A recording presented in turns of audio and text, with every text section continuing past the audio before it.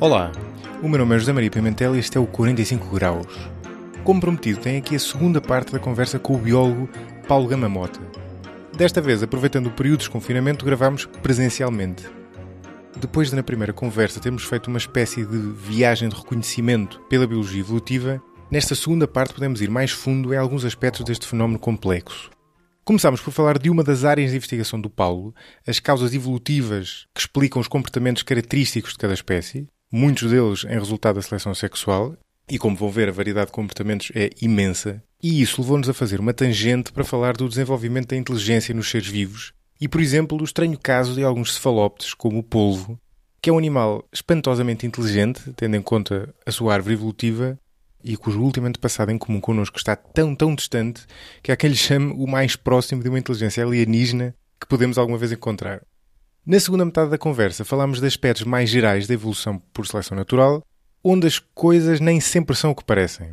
Por exemplo, discutimos o mito de que a seleção natural produz sempre adaptações perfeitas, o que está longe de ser verdade, e discutimos também uma proposta muito contraintuitiva. Será que há características que evoluíram não por seleção, mas apenas, à falta de melhor expressão, por acaso? Tudo isto devidamente condimentado por exemplos do Paulo, e foram vários, sendo que no final ficam várias perguntas que continuam por responder, e a piada de certa forma está aí. Aliás, devo dizer que se a primeira conversa já me tinha feito agradecer o momento em que decidi convidar o Paulo para o podcast, nesta segunda parte fiquei verdadeiramente impressionado com a proficiência dele nesta área, sobretudo tendo em conta a abrangência de conceitos e de temas que discutimos na conversa. E notem que a conversa, como quase sempre acontece no 45 Graus, seguiu por terrenos completamente fora do guião inicial. Aliás, este episódio duplo com o Paulo e também o episódio anterior com a Sofia Miguens fizeram-me voltar a pensar numa coisa que já várias vezes me ocorreu nestes 90 episódios que o 45 Graus já leva. É incrível a quantidade de gente imensamente interessante que existe em Portugal e que muitas vezes está completamente fora dos holofotes. A propósito ainda da nossa conversa, no episódio anterior, como se devem lembrar, discutimos o enorme mistério evolutivo que é o facto do parto na espécie humana ser tão difícil. É necessária assistência e, mesmo assim, o risco de complicações era bem grande até há não muito tempo. Isto por comparação à maioria dos animais, primatas incluídos, que dão à luz sem assistência e com relativamente pouca dificuldade. A hipótese clássica para explicar esta especificidade humana é que se deve à tensão entre duas pressões evolutivas opostas no desenvolvimento da pelvis da mãe. A posição cada vez mais ereta gerou canais de nascimento mais estreitos, enquanto o desenvolvimento do cérebro, por outro lado, gerou crânios cada vez maiores nos bebés. No entanto, inspirado pela nossa primeira conversa, o Paulo verificou a literatura mais recente sobre o tema e parece que esta não é, pelo menos, a totalidade da resposta. Se tiverem curiosidade por uma explicação um pouco mais detalhada, podem encontrá-la na descrição deste episódio.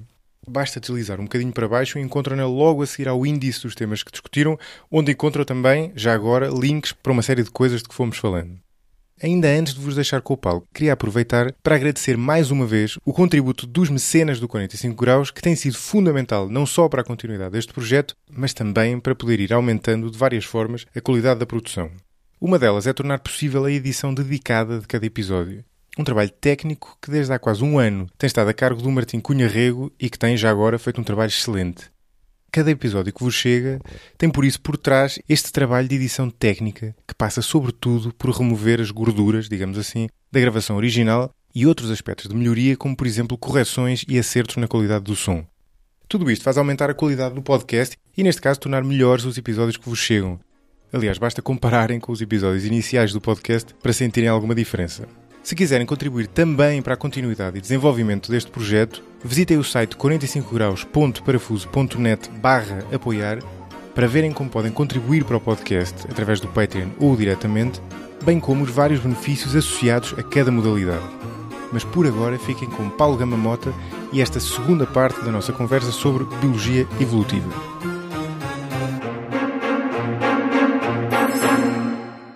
Paulo, bem-vindo de novo. Obrigado. Ao 45 Graus, agora... É um prazer. Agora ao vivo, né? Agora presencialmente. Nós acabámos a última conversa, isto é, a primeira, a falar sobre seleção sexual, que é uma boa ponte para a tua investigação. A tua investigação é na área do comportamento e a ecologia comportamental. Se calhar mais fácil é pedir-te que expliques o que é que isto quer dizer, não é? Como é que se relaciona com aquilo que nós falámos na primeira parte da conversa, não é? Eu tenho um enorme fascínio pelo comportamento e por compreender o comportamento dos animais, incluindo a nossa própria espécie. E isso foi uma coisa que foi emergindo. Na verdade, eu tinha vários interesses e a dada altura percebi, a posteriori, acho que isso que acontece com imensas pessoas, a posteriori percebem que estava lá tudo, aquilo em que vieram a especializar-se ou a interessar-se ou a investigar e a sua vocação. Mas é claro que no início e antes disso se materializar, isso não é nada evidente. Depois, a posteriori, é mais evidente, mas é verdade que nós, a posteriori, podemos construir uma história a partir do passado, não é? Mas isto para dizer que eu sempre tive um enorme fascínio pelo estudo do comportamento. E é claro que o estudo do comportamento animal teve um desenvolvimento enorme nos últimos 25 anos do século passado e tem continuado no século XXI. E, portanto, eu entrei, digamos, na altura certa, do ponto de vista do interesse, porque começaram a surgir não só ferramentas conceptuais, teóricas, como também do ponto de vista das ferramentas que se poderiam utilizar, que nos permitiram ir muito mais além na compreensão do comportamento. O estudo do comportamento, na verdade, compreende vários níveis e, portanto, há aspectos que se relacionam com a compreensão de como é que o comportamento acontece, o que é que origina o comportamento num determinado, isto é, como é que o animal reage numa determinada situação, o que é que o leva a ter um determinado comportamento, o que é que leva os cães a ladrarem em determinadas circunstâncias e a abanarem o rabo. O que é que leva em que sentido, desculpa? No sentido evolutivo ou o que é que leva... No sentido fisiológico, da própria estado interno do animal, e isso é uma explicação do comportamento ao nível da mecânica do comportamento. Depois, por exemplo, nós sabemos que há animais que são capazes de realizar tarefas incríveis. Por exemplo, corvos que são capazes de torcer um arame e fabricar um instrumento. Nós pensávamos que os únicos fabricantes de instrumentos, não é? Que era o Homo faber, éramos nós. Nenhuma outra espécie fabricava. Entretanto, descobrimos que os chimpanzés eram capazes de fazer isso, mas pronto, foi um pequeno, uma molgadela no ego, mas não muito, porque, enfim, os chimpanzés são os nossos primos mais próximos, mas depois começámos a descobrir que havia outras espécies que eram capazes de fazer coisas dessas e a coisa ficou muito mais estranha. E isso é, digamos, uma outra dimensão que tem a ver com saber como é que esses comportamentos surgem no indivíduo. Se ele os aprende, se são inatos, isto é um conceito genericamente complicado, mas simplificando, se eles têm uma base genética e estão pré-programados para acontecer. E depois uma outra dimensão que tem a ver com o saber porque é que esses comportamentos evoluíram, porque é que eles estão presentes. E já não são tanto questões sobre saber como é que o comportamento acontece, mas saber porque é que o comportamento surgiu, porque é que ele evoluiu numa determinada espécie. E esta dimensão evolutiva foi aquela que mais me fascinou e mais me interessou, porque tem a ver com a evolução, tem a ver com uma teoria fortíssima para explicar a biologia em geral e vários aspectos, nomeadamente o comportamento. E isso foi, digamos que, a área em que eu quis trabalhar sobre comportamento, especialmente nos seus aspectos evolutivos. E, do conjunto destes aspectos evolutivos, a dada altura, eu não comecei por trabalhar em questões relacionadas com reprodução, mas a dada altura isso era uma coisa que estava muito hot, muito quente, que era saber, no caso das aves, por exemplo, se havia comportamentos a extrapar, se havia paternidade a extrapar, se havia estratégias e comportamentos mais complexos do que aquilo que a realidade parecia indicar. E, mais uma vez, há uma ferramenta nova que surge. O Alex Jeffreys desenvolve a técnica de DNA fingerprinting em Leicester. Eu cheguei a visitar o laboratório dele, porque isso tinha sido descoberto há pouquinho tempo, e que era uma técnica que permitia identificar a paternidade com um rigor enorme, apenas com meia dúzia de gotas de sangue. E eu comecei a trabalhar sobre reprodução e, em seguida, comecei a interessar-me por questões relacionadas com a seleção de características ou comportamentos, nomeadamente coisas relacionadas com a comunicação animal, que, mais uma vez, no caso das aves, iam bater em, por exemplo, o canto ou a coloração, e isso são, obviamente, traços que estão, digamos que, do ponto de vista da teoria, resultam da seleção sexual. Isso tem que ver, a diferenciação que estavas a fazer há bocadinho, só para voltar um bocadinho atrás da causa mecânica, se quisermos, e da causa evolutiva, Isso tem que ver com aquela distinção que por vezes é feita entre, não sei como é que isso diz em português, mas a causa imediata e a causa última. E a causa última, exatamente. Sim, no fundo, a causa evolutiva é a causa última, nesse caso, não é? Há várias designações que são utilizadas. Eu acho que uma das primeiras pessoas que abordou esta questão da causalidade em biologia foi o Peter Medawar, que fala em 3 níveis na biologia. E há uma pessoa muito importante no campo do comportamento animal, que é um holandês, que foi um dos fundadores e que foi Prémio Nobel da Medicina, o Nick Tinbergen, que propõe 4 níveis de abordagem do comportamento, o que ele chamou a causalidade imediata, o desenvolvimento, a função, que tem a ver com a evolução, e a história evolutiva de um comportamento. Nós estamos neste momento está a emergir, digamos, uma nova perspectiva, que é aquilo que se pode chamar uma perspectiva integrativa, em que as equipas de investigação começam a trabalhar mais em conjunto, abordando mais do que um nível. E já não há aquelas pessoas, eu só trabalho sobre como, e outros trabalham no porquê. E eu só quero saber qual é a mecânica dos processos. E a mecânica dos processos em si é um processo em que uma pessoa consegue respostas mais diretas sobre o como ou o porquê. As respostas são mais difíceis, porque nós temos sempre alguma dúvida que resta sobre... Claro. Nós não estamos exatamente a reconstituir o processo evolutivo, estamos a usar formas indiretas de determinar como é que ele aconteceu. E, portanto, isso dificulta um pouco mais a atingir as respostas. E há pessoas que preferem trabalhar com coisas que lhes dão mais confiança, embora eu acho que, em última análise, o nível de confiança que se tem é igual em todas as áreas da ciência e é uma confiança bastante razoável, mas nunca absoluta. Sim, não, exatamente. Isso faz todo sentido.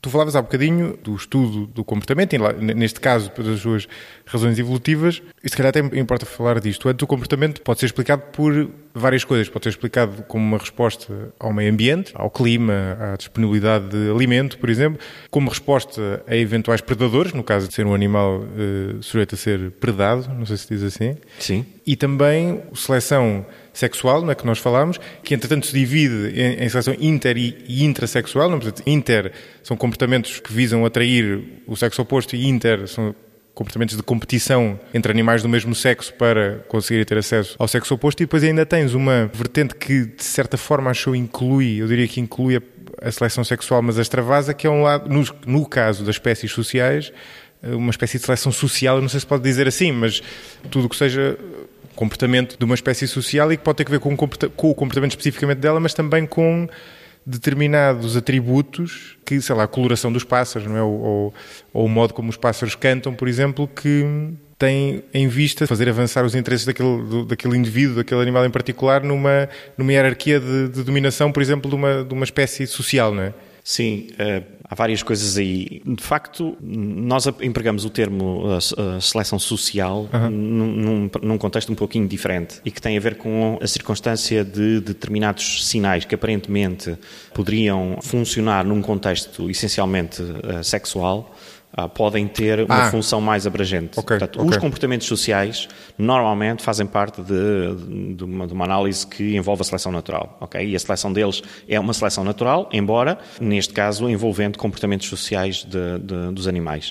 E é preciso dizer que, embora quando Darwin formula a teoria da seleção sexual, porque a teoria da seleção sexual também foi formulada pelo Darwin, sim, e em que ele propõe a seleção intrasexual, que corresponde a disputas dentro do mesmo sexo, normalmente os machos pelo acesso às fêmeas, portanto é uma seleção que tem a ver com a reprodução dos indivíduos e que dará origem à evolução de dimorfismo sexual de tamanho ou à evolução de armas de combate. Sim. E do outro lado a seleção intersexual, sim, os chifres, por exemplo, e do outro lado a seleção intersexual que tem a ver com a evolução de ornamentos, em que há uma escolha do par, isto é, em que um dos sexos exerce escolha sobre características no outro.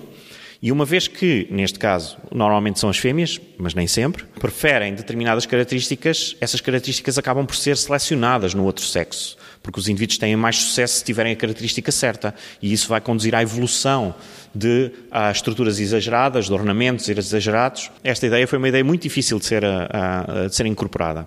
E demorou muito tempo até as pessoas começarem a aceitar esta ideia e, de facto, eu trabalho grandemente em coisas relacionadas com isso, porque, por exemplo, no caso do canto das aves, na maior parte das espécies das regiões temperadas, só os machos é que cantam. Nas regiões tropicais, normalmente, tem muitas espécies que têm duetos e em que cantam em que os dois sexos são capazes de cantar, mas nas espécies das regiões temperadas, só os machos é que cantam, e isso tem a ver com um processo da neurogénese, tem a ver com os níveis hormonais e a forma como vai acontecer a neurogénese. E, aliás, no caso, no cérebro de um macho ou de uma fêmea. E, na verdade, tem a ver com a mortalidade dos neurónios. Os neurónios são produzidos e depois há uma mortalidade diferencial. Na fêmea morrem muito mais neurónios nas regiões que nos machos vão ser usados para controlar os músculos que têm a ver com o controle do canto, por exemplo. E é possível reverter este processo, okay? O que permite perceber que é precisamente por causa dos níveis hormonais que há esta alteração e, portanto, nós temos um cérebro de macho e um cérebro de fêmea. E estas estruturas, que têm uma especificidade muito grande, que envolvem um controle motor finíssimo, que permitem produzir aqueles sons todos muito elaborados, com uma mudança temporal muito, muito rápida, foram selecionados ao longo do tempo evolutivo. Aliás, só um grupo relativamente pequeno, quer dizer, são muitas as espécies, mas corresponde apenas a uma parte, digamos assim, da enorme diversidade de aves que existem, é que têm esta capacidade vocal, não é? Que se chamam as aves canoras e que, aliás, sempre atraiu imenso as pessoas. Desde a Idade Média que há processos de domesticação de várias aves para terem canários em casa, raças de canários que foram selecionadas para terem cantos especiais que as pessoas achavam particularmente atrativas. Um bocado como fizemos com os cães. Exatamente. Sim. E nós sabemos hoje que, obviamente, este canto funciona num contexto da seleção sexual, em que as fêmeas preferem determinadas características e os machos vão sendo selecionados a produzir essas características. Isto quer dizer que há um conjunto de genes que são responsáveis pela arquitetura do cérebro ou pelos processos da modificação dessas estruturas ao longo da vida do próprio animal e que vão ser mudados, vai haver mutações, vão ser selecionados. Portanto, quando nós estamos a falar da evolução de um comportamento, estamos a falar de um substrato, que são os genes, que mudaram ao longo do tempo evolutivo. Portanto, em última análise, aquilo que nós falámos na nossa primeira conversa, que é os genes são, na verdade, o sistema de registro e que são a informação essencial, continuam a ser a informação essencial. Porque quando nós estamos a falar da evolução dos comportamentos, estamos a falar desta dimensão de genes que mudam e que permitem determinados comportamentos. Agora, o comportamento tem já uma dimensão mais plástica do que outro tipo de respostas. Porque uma resposta fisiológica, do ponto de vista da arquitetura do sistema fisiológico, ou uma resposta anatómica, por exemplo, é uma coisa que é muito limitada. O comportamento é aquela forma de responder aos problemas que tem uma enorme plasticidade e que pode variar de um momento para o outro. Queres dizer plasticidade naquele ser vivo, naquele indivíduo, sim. E, portanto, temos aqui uma outra dimensão para a qual só estamos a começar a levantar o véu, que é olhar para dentro da caixa preta, que é o cérebro dos animais, e perceber de que maneira é que essa plasticidade é instituída, de que maneira é que a plasticidade comportamental que eles podem ter, que não é ilimitada, é ela própria controlada pelos seus genes. E há coisas giríssimas que nós estamos, por exemplo, a conseguir perceber com animais muito simples como uma abelha. Okay? As abelhas são animais fascinantes por variedíssimos aspectos, nomeadamente por serem uma coletividade extraordinariamente organizada, não é? A vida dentro de uma colmeia é a vida dentro de uma cidade em que indivíduos diferentes desempenham tarefas diferentes. E, por exemplo, nós sabemos que uma obreira, que vive muito pouco tempo e, portanto, tudo o que ela faz é essencialmente pré-programado, que ela não tem muito espaço para aprender. E, além disso, como tem um cérebro minúsculo, também não tem muito espaço para guardar informação aprendida, nem tem tempo para aprender, porque uma abelha vai viver 2 meses. E acontece que nós sabemos que, por exemplo, metade da vida da abelha é passada essencialmente dentro da colmeia. E, a dada altura, ela começa a ir buscar alimento. Portanto, na primeira metade da vida, ela desempenha essencialmente funções de manutenção, de limpeza, desopercular os opérculos, ver como é que estão as larvas, fazer manutenção dentro da colmeia. E, de repente, elas mudam para um comportamento completamente diferente. Recentemente descobriu-se como é que isso acontece. E mais, começou-se a identificar os genes que mudam, mas também as causas dessa mudança. E curiosamente, que mudam como? Há genes que passam a ser sobreexpressos e genes que passam a ser subexpressos. Sim. Portanto, genes que deixam de funcionar e genes que passam a funcionar. O genoma está lá todo, mas o seu funcionamento é muito mais controlado do que aquilo que nós pensamos. A melhor analogia é pensarmos numa orquestra, que tem um maestro e em que os naipes vão tocando de acordo com as indicações do maestro. São os genes reguladores, não é? O maestro são os genes reguladores, exato. Agora, curiosamente aqui, a partitura pode ser mudada para o maestro e neste caso das abelhas, a partitura é o ambiente delas. Ou seja, são sinais ambientais que vão desencadear uma resposta que tem a ver com alterações nas frequências de determinadas proteínas que vão fazer com que os genes reguladores mudem todo aquele sistema. E isto é muito engraçado porque nós tendíamos a pensar o comportamento como uma resposta unidirecional, ou seja, nós temos os genes, temos as proteínas e depois temos o comportamento que resulta daquela interação complexa, e isto costumava ser visto por nós numa perspectiva unidirecional. E subitamente percebemos que há um loop, ou seja, o ambiente que resulta do próprio comportamento dos indivíduos, e neste caso, no caso das abelhas, é um ambiente social, vai afetar os genes que vão depois afetar o comportamento dos indivíduos. E, portanto, de repente, todo o sistema é muito mais plástico do que nós pensávamos. E abriu-se aqui uma janela para nós percebermos como é que, na realidade, a própria regulação dos genes pode ser afetada pela experiência dos próprios indivíduos. Isso é muito engraçado. Isso tem, aliás, uma série de paralelos com os seres humanos, não é? Claro. Sabendo nós que não somos uma tábula rasa, não é? Um blank slate, sabe-se também que o nosso cérebro é muito plástico, até em comportamentos evolutivamente selecionados. Por exemplo, em seleção sexual até. Claro. Por exemplo, a questão da testosterona, que é, obviamente, uma hormona com um papel grande na seleção sexual. E já não sei que estudo é que era que mostrava que a preferência da parte da fêmea humana, não é? Das mulheres por homens com maior testosterona, era sobretudo mais prevalente em ambientes de escassez. Se tu fosses para países nórdicos, por exemplo, ela praticamente desaparecia. Que tem muita piada e, pelo menos, lembra-me disso ao ouvir-te falar, não é? Porque, no fundo, lá está, é o comportamento a ser regulado pelo ambiente. Sim. Creio eu, não é? Diz-me se eu tiver quer dizer, fazer aqui uma ponto que não existe. Alguns desses resultados são, não direi paradoxais, mas desafiam a nossa forma de entender quão plástica é a resposta e qual é o grau de elasticidade que existe nessa resposta. Mas é verdade que em ambientes com mais incidência de parasitas, a preferência por caracteres sexuais secundários mais desenvolvidos é mais forte. E isso está de acordo com a teoria para os outros animais. E isso encontra-se também no caso humano. E, portanto, aquilo que estavas a dizer, que se relaciona com a testosterona e que tem a ver com uma hipótese que relaciona a testosterona com a capacidade dos indivíduos terem um sistema imunitário particularmente forte. Porque o problema é que a testosterona é imunossupressora. Portanto, nenhum animal consegue, neste caso estamos a falar de machos, embora as fêmeas também tenham testosterona, mas em níveis muito baixos. Digamos que a hormona que existe em maior concentração no sexo feminino, neste caso, são os estrogénios, é o estradiol. No caso da testosterona, nenhum animal consegue manter níveis muito elevados de testosterona durante muito tempo. Há uma elevação e depois a testosterona vem para baixo. Sim, tem uma série de efeitos secundários, não é? Tem. É imunossupressora. Sim. E, portanto, os indivíduos podem acabar parasitados e morrer vítimas dos níveis muito altos de testosterona. Em certo sentido, terá também justamente essa função de sinalização, aquele costly signaling que nós falávamos na primeira conversa, no sentido de eu tenho genes tão bons como posso dar ao luxo. Sim, é uma hipótese tipo handicap. Exatamente, é uma espécie de... Sim. Tudo isto é bastante complexo, não é? Por isso sim. E o que também o torna interessante, não é? Por isso é que era aquilo que eu dizia no início, acho da outra conversa, se bem me lembro, que a evolução se descreve facilmente em traços gerais, mas depois tem uma série de aspectos complexos. Por exemplo, aquilo que tu falavas há bocadinho, voltando ao caso das abelhas, não é? Da plasticidade comportamental. A relação que eu tiro daí é que a pressão seletiva, a partir de certa altura, de certa forma, diminui. Ou seja, se tu consegues ter um genoma com essa flexibilidade, ele está menos sujeito a pressões do meio ambiente. Não é? Exatamente. O próprio genoma é adaptável. Não é? Exatamente. É, digamos que uma resposta de alto nível. Exato. A variações muito rápidas do meio ambiente. Exato.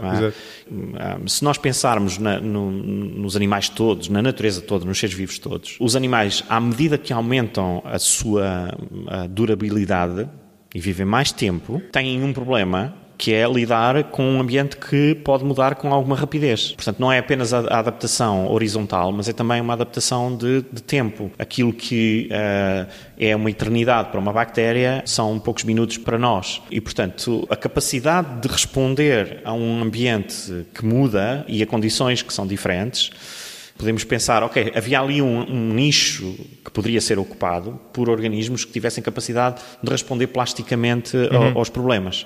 É claro que para isso acontecer, teve que evoluir um conjunto de células muito especializadas, que são talvez as células mais especializadas que existem. Demoraram imenso tempo a ser descritas, não é? Que são os neurónios, não é? O Ramón y Cajal, não é? Que recebeu o Prémio Nobel por descrever a estrutura dos neurónios, fez uns desenhos lindíssimos.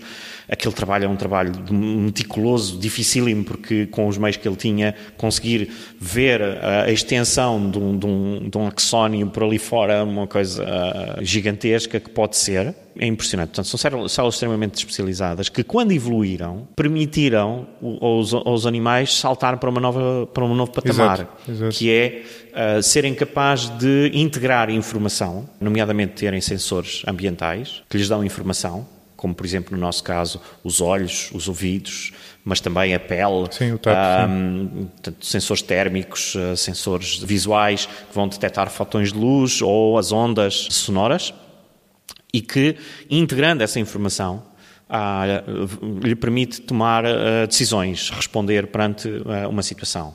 As coisas mais simples é, por exemplo, um animal que só explora o seu meio ambiente à noite, vai ter, digamos, sensores para as variações do fotoperíodo e só vai estar ativo à noite porque é a condição de ser menos predado.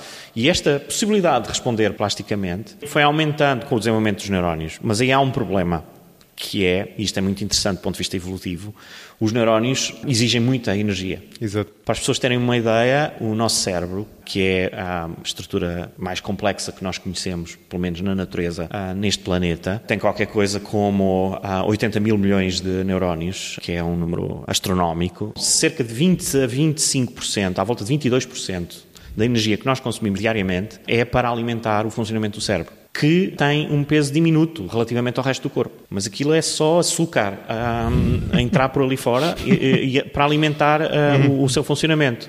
É de tal ordem que quando não há um afluxo suficiente de energia ao cérebro, o cérebro desliga as partes não essenciais. E é por isso que as pessoas desmaiam, por exemplo. Quando não têm um afluxo suficiente de energia ao cérebro, porque há uma série de funções vitais que têm que continuar a funcionar e que o cérebro continua a fazer funcionar, mas aquelas que são mais exigentes do ponto de vista energético, que é estar a conceptualizar, a pensar, a construir cenários, etc., a antecipar situações, é desligado. E, portanto, todo o estado de vigilância desaparece. E, portanto, nós temos a evolução de cérebros grandes em animais que têm uma certa longevidade, e depois em animais que conseguem manter temperatura corporal relativamente estável. E por isso nós vamos ter cérebros maiores em aves, em mamíferos, que têm estas particularidades. Esse aspecto eu nunca tinha ouvido. Há uma causalidade entre a longevidade e o desenvolvimento de cérebro.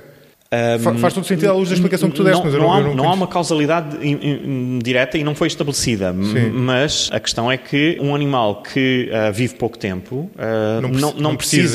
não beneficia muito de ter um cérebro muito grande. E nesse sentido há um paradoxo, que é o facto de que há um ramo dos animais completamente diferente dos vertebrados. Nós vamos ter cérebros nos vertebrados. Os vertebrados têm cérebros e têm cérebros que se vão complexificando nos vários grupos. Mas depois há um outro grupo de animais que pertence a um ramo onde não há imensos animais sem cérebro, ou praticamente sem uma estrutura, digamos assim, organizada, neuronal forte, que são os moluscos. E que depois têm um ramo, que são os cefalópodes, que são animais inteligentíssimos, como os chocos e os polvos, e as lulas, mas principalmente os chocos e os polvos. Os chocos também, não sabia. Sim. E que têm uma longevidade curtíssima. Para um animal que tem aquelas faculdades todas, eles vivem poucos anos. 4, 5 anos e o animal está a entrar em degenerescência. E há outro aspecto, desculpa interromper-te, que é um paradoxo, nós não conseguimos explicar. Não, e parece-me um paradoxo ainda por outra razão, que costuma ser associado ao desenvolvimento do cérebro, que é espécies sociais. E os polvos... Não são, exatamente. Não são, né? Exatamente, é outro aspecto muito curioso. Então, porquê? Não sabemos. Eu acho que isso é uma das perguntas que está em aberto. Primeiro, demorou algum tempo a perceber-se que esses animais eram muito inteligentes, precisamente porque eles viviam num ambiente pouco sensorial, pouco importante, não eram uma espécie social, portanto, à partida ninguém esperava que eles tivessem um cérebro muito desenvolvido. Há uma história muito engraçada de uns investigadores que tinham uns polvos nos tanques num laboratório e estava a acontecer sistematicamente as lâmpadas fundirem-se durante a noite. Eles tinham lâmpadas por cima dos aquários para manter aquilo iluminado e então decidiram filmar. E quando filmaram, foi para surpresa, uma surpresa dos investigadores descobrirem que, durante a noite, os polvos projetavam a água contra as lâmpadas. E, eventualmente, as lâmpadas fundiam-se por sério? Contacto. Isso é muito bom. É incrível, incrível, absolutamente extraordinário. Agora, porquê é que evoluiu neste ramo de animais, que ainda por cima não são sociais, cérebros complexos? Nós não temos uma boa resposta. Sim, é extraordinário, não é? E quer dizer, até o próprio ecossistema deles não é composto por outros animais... Não é muito propício. Sim. O único aspecto que é relevante, não é que eles são predadores, são caçadores. E nós sabemos, por exemplo, nos mamíferos, que os cérebros dos predadores são maiores do que os cérebros dos herbívoros. Sim. São. E porquê já agora? Não deveria haver um runaway... Bom, há dois aspectos. Primeiro, eles alimentam-se de uma dieta mais rica, claro, e, portanto, carne. podem evoluir cérebros mais complexos, claro. Mas, por outro lado, como eles são predadores, a sua fonte de alimento é mais difícil de apanhar. Um herbívoro tem que procurar o alimento no sítio. Mas tem que fugir do predador, caramba. Ok, essa é outra dimensão. Mesmo assim, ele não depende para se alimentar de um alimento que é muito exigente do ponto de vista da sua aprendizagem. Ele não tem que aprender muito para comer. Um predador, por contrário, morre logo se não tiver desenvolvido as capacidades e as faculdades necessárias para poder alimentar-se. E o que é verdade é que muitos animais usam uma estratégia que é agregarem-se para evitarem ser comidos. Exato. Portanto, efeito de diluição no meio do grupo. Claramente, os cérebros dos predadores são maiores do que os cérebros dos Tens toda a razão. Sim. Até me estou a lembrar a matematização desses comportamentos, por exemplo, no caso das presas, não é, dos animais herbívoros. Basicamente, basta que eles tenham um algoritmo muito simples em que estão sempre a convergir para o meio, não é? Para o meio da manada. Sim. E isso é eficaz do ponto de vista da sobrevivência deles. Alguns vão ser mortos, mas por isso é que eles andam em manada, não é? Porque todos eles têm um algoritmo muito simples que é converge para o centro. E estão todos a fazer isso, né? E mantêm-se juntos. Enquanto, por exemplo, uma alcateia de lobos, passa a redundância, né? Tem um comportamento muito mais sofisticado, não é? Em que cada um tem que ter o seu papel e uma série de coisas. E em que o animal tem que aprender uma série de coisas até ter o mínimo de eficácia para poder.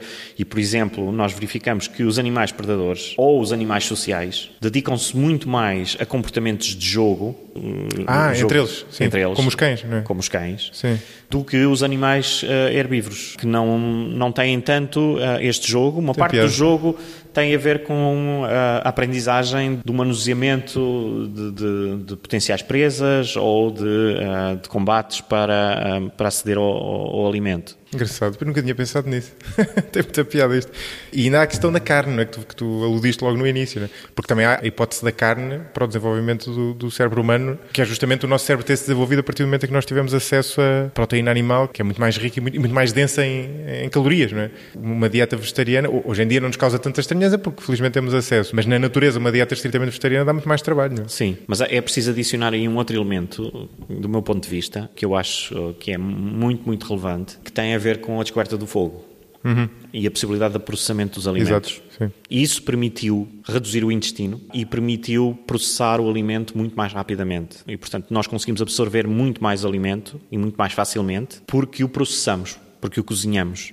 E isto é muito precoce do ponto de vista da evolução humana. E isso ajudou imenso a ter alimento rico, proteínas e açúcares e gordura, lípidos em geral necessários para vários processos, disponíveis em quantidade suficiente, mais do que uma dieta, por exemplo, apenas frugívora. A dieta frugívora em si já tem uma vantagem, porque tem muito mais energia do que uma dieta folívora, apenas... Frugívora é de frutas? Frutas. Sim. Os antepassados humanos têm claramente uma dentição, e aliás os chimpanzés hoje são muito frugívoros, têm uma dentição que é muito própria e muito característica de animais que não comem essencialmente sementes ou outro tipo de alimentos e que têm uma componente de dieta importante de frutos. E isso... em si é já um aporte de energia muito significativo.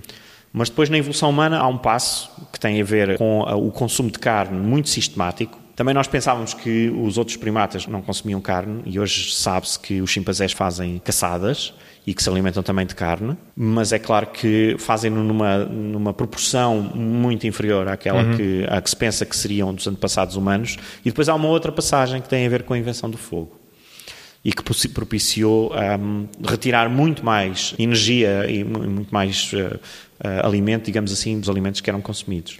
Mas os predadores até têm um intestino mais curto que o nosso, proporcionalmente, não é? Só um cão, enquanto descendente do lobo, não é? Tem um intestino... Certo, mas enquanto primata houve uma redução. Isso é curioso. Ou seja, evolutivamente, por exemplo, se os lobos tivessem inventado o fogo, por absurdo, o intestino deles também tenderia, ou dos leões, ou whatever, não é? Também tenderia a diminuir por conseguirem tirar mais da comida, ou eles podem ter outra via para tirar mais da...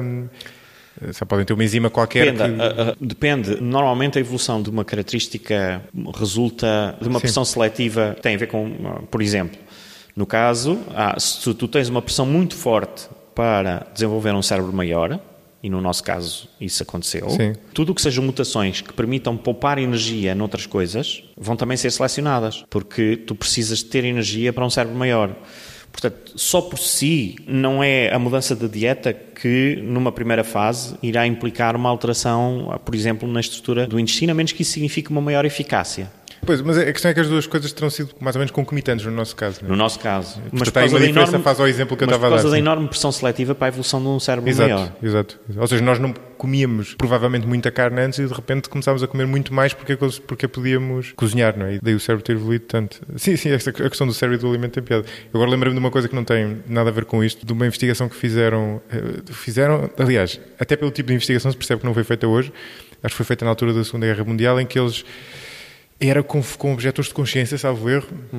Portanto, como não iam para a frente de combate, voluntariavam-se para fazer outro tipo de coisas, e no caso era uma investigação em que eles eram privados de alimento. Imaginem que a dose era os 2.000 ou 2.500 de calorias diárias e eles davam-lhe tipo 1.500 ao longo de meses.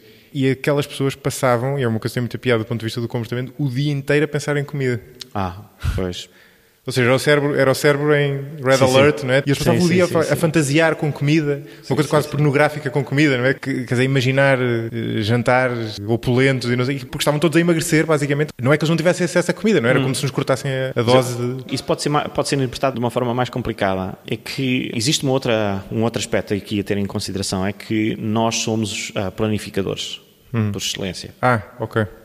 Nós antecipamos o que é que vai acontecer. Uma das partes mais importantes da evolução do cérebro humano tem a ver com antecipar o futuro, com planear. E sabendo que não tens o alimento, leva-te a pensar em alimento. Porque, naturalmente, tu estás... Mesmo antes de deixares de o ter, se calhar. Mesmo antes de deixares de o ter. Só a sensação de que não tens leva-te a ter a propensão para consumir mais. E, aliás, é curioso verificar-se, e isto é um facto conhecido, que nós temos muito mais elevados índices de obesidade em populações que têm menos recursos, que vivem no mesmo meio ambiente, do que em populações ou estratos sociais dentro da mesma população que têm mais recursos. A obesidade é maior em ambiente em que as pessoas têm menos recursos. Sim, que é um paradoxo da contemporaneidade, não é?